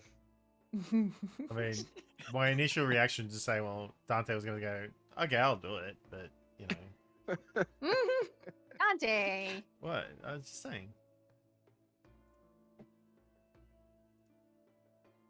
All right. I want to thank everybody who was able to tune in today, everyone that was here, everyone that's watching this in the future, magically somehow. Thank you for all of our followers, supporters this week, every week, for being here, being a part of the show. If you missed any part of this episode, the VOD is available immediately on Twitch, but they do not stay there for very long. If you want to catch up with the rest of our previous episodes of the campaign, link to our YouTube is below. Eventually, all episodes will be there. Search Black Dragon RP and look for our big dragon eye logo. Last thing before we go, I want to take a moment, shout out our players in the info box below. You'll see some links. Go check out these wonderful people. Some of them have links to their Twitters, like RPG Theologian, Rob, who plays Sirsha, the Relentless Hunter, Aaron, who plays Branimir, and some who stream here on Twitch, like Thumper Knox Ryan, who plays Dante, Yumi Cigar Tony, who plays Camiel, and Brenna, who streams on the Bren Nailed It channel and plays Meeby. I'm Brad, known as Monocle Moose on all platforms. Go check us out in the info box below. And I think that wraps up this episode from us. Thank you very much for being here. We will see you here again next week, same time, same Twitch channel. We love you very much. Bye. bye. Bye. Hey, buddy.